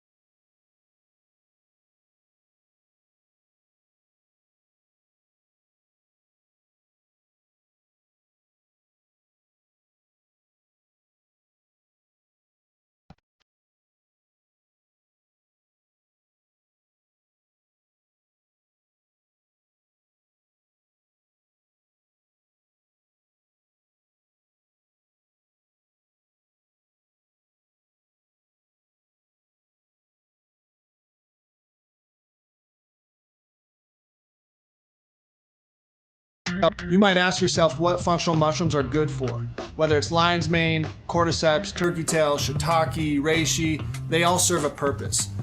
You have ones for neurological health, ones for sleeping and gut health and all these different areas. They pack a powerful punch. Functional mushrooms are, of the millions of mushrooms and fungi out there, the ones that we can actually ingest and benefit from as humans. Like all adaptogens, they kind of adapt to what you need at the time that you need them. We don't even really know that we're suffering. We just don't quite feel right. That's where these adaptogens come in and really start to close the gap and really start getting us closer to how we want to feel. Functional mushrooms have definitely re-energized me and helped me face each day with a new vigor for life. Learn ways that functional mushrooms can help you. Go to getumble.com.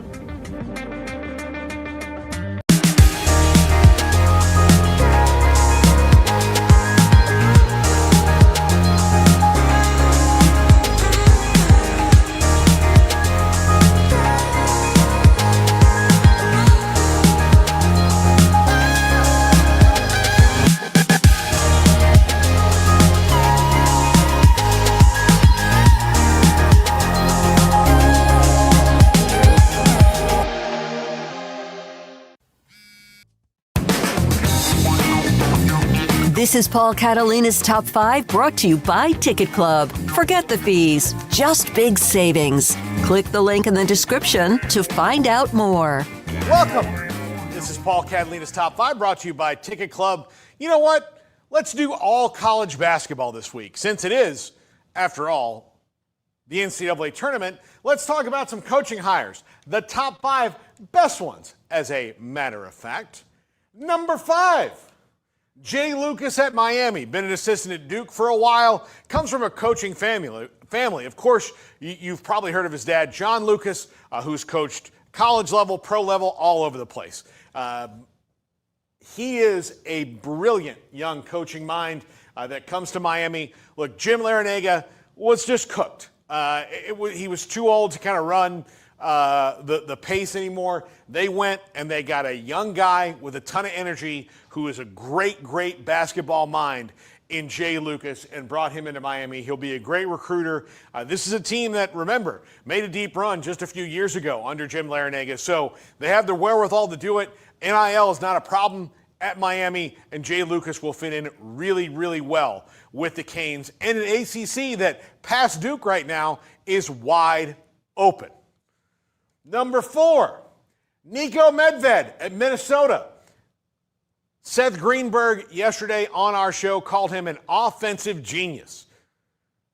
And yes, Pierre Nugent on the triple option, who covers Minnesota, said they do love hiring people from Minnesota. It didn't work out with Ben Johnson, but Nico Medved, one of the best thought of coaches in the country. You saw Colorado State's offense just the other night against Maryland. He may not have been able to take this job yet had Derek Queen's, possible travel or whatever not gone in. So he might still be in the tournament right now, if not for a last-second bucket. The only buzzer beater of the tournament, offensive genius. That's all you need to know about Nico Medved. And the thing is, it's good that Minnesota pounced on him now to get him back at his alma mater before someone else did. You might have a chance of keeping him for a really long time because of his affection for the university, as opposed to maybe having what happened with Indiana and Dusty May, where Indiana had Mike Woodson for a year, Dusty May goes and takes the Michigan job, Indiana comes open, and that alum, the guy that you really wanted, is now at one of your conference rivals. Well, now Minnesota doesn't have to suffer that same fate. Not knocking the Darian DeVries hire. We'll talk about that actually on tomorrow's Top 5. But Minnesota avoided that situation. Number 3, Will Wade at NC State. Seth Greenberg called this a risk reward, and certainly it is. He's brash, he takes big swings, and so those are risks. But he can straight up and down coach basketball. He can straight up and down recruit. If he gets the players in there, if you back him with the NIL, they're going to win. They're 1 year removed from an improbable Final Four run led by DJ Burns. they turned completely the other direction this year and decided to move on. Will Wade, an ACC guy, a Clemson grad, knows the culture of the league, knows the culture of a lot of leagues, was in the SEC as well. So he can move and shake with the best of them, and I think this is a home run hire for NC State. I know Garrett agrees with me. He's a big Will Wade guy. Number 2, Ben McCollum at Iowa, a guest on the show just last week. Look, they didn't have to go far. They went to Drake, who, again, for like the third year in a row, has to hire a head coach, which stinks. I get it for Drake, but brilliant move. This is a basketball tactician in Ben McCollum. He's a culture builder. He's already got one of his best players coming with him to Iowa.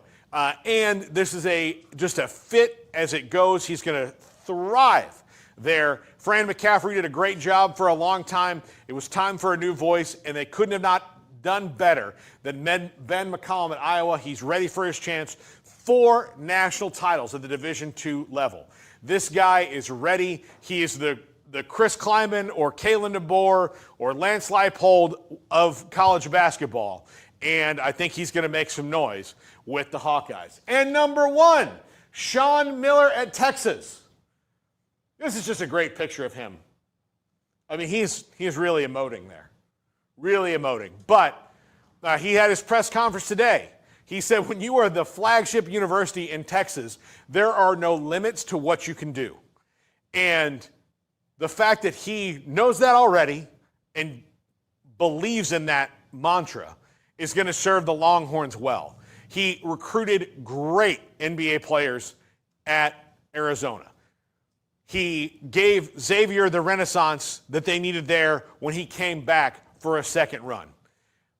Yes, he's had a couple of down years, but this is a guy on the upswing, a guy who knows how to recruit and knows how to build a program, and everything he got in trouble for at Arizona and all the assistants is legal now, so he and Will Wade have to be on this list because the rules are different now, and justifiably so. Sean Miller, and again, Seth Greenberg yesterday called him a home run, a perfect fit at Texas. He's got the attitude for it. He's got the makeup for it. It's a tough gig. But also, here's the thing. You'll always be second. And I think he understands that. Texas fans, pretty much any fan of any sport in Texas, of any school, knows that most of their fans would trade football success for everything else. That will allow him to work a little bit more in the shadows, although not as much because it's Texas, but he will be able to hit the ground running. Great hire by Chris Del Conte in Texas, and that is going to do it for us here on the Top 5, and Smokey is going to let us leave this room right now. All right. Now. Right now. By the way, a quick college basketball note. Remember we mentioned West Virginia might be at least the possibility of North Texas head coach Ross Hodge, who coached with Grant McCaslin there in Denton. Richard Pitino, there were thoughts that he might be at Villanova, a guy that covers college basketball, that Richard Pitino is in Albuquerque. Of course, he was in New Mexico, where Ren Baker has been spending quite a bit of his day. So there's interesting, the Richard Pitino connection that might be with West Virginia. That would be a nice little comeback after they thought they might have had McCollum. Look, I'll just tell you that I put no weight towards that rumor because Ren Baker, as everyone knows, is a huge Breaking Bad fan and is probably just on one of those tours, trying to throw a pizza box on somebody's roof. Yeah, what a stretch he's had to deal with, huh? Yeah. So, no, that would be one heck of an interesting hire. All right. Mexico's fun. Absolutely would be. Emery, thank you. Andrew, thank you. And also, Garrett, thank you all for being a part of what you do to get us up on the YouTube channel. Thanks to those of you who watch us on 365 Sports or on 365 Sports YT on Twitter. For Craig and for Paul, I'm David Smoak. Thank you so much for your time. Have a great evening. We'll see you tomorrow at 3. This is 365 Sports, and good night.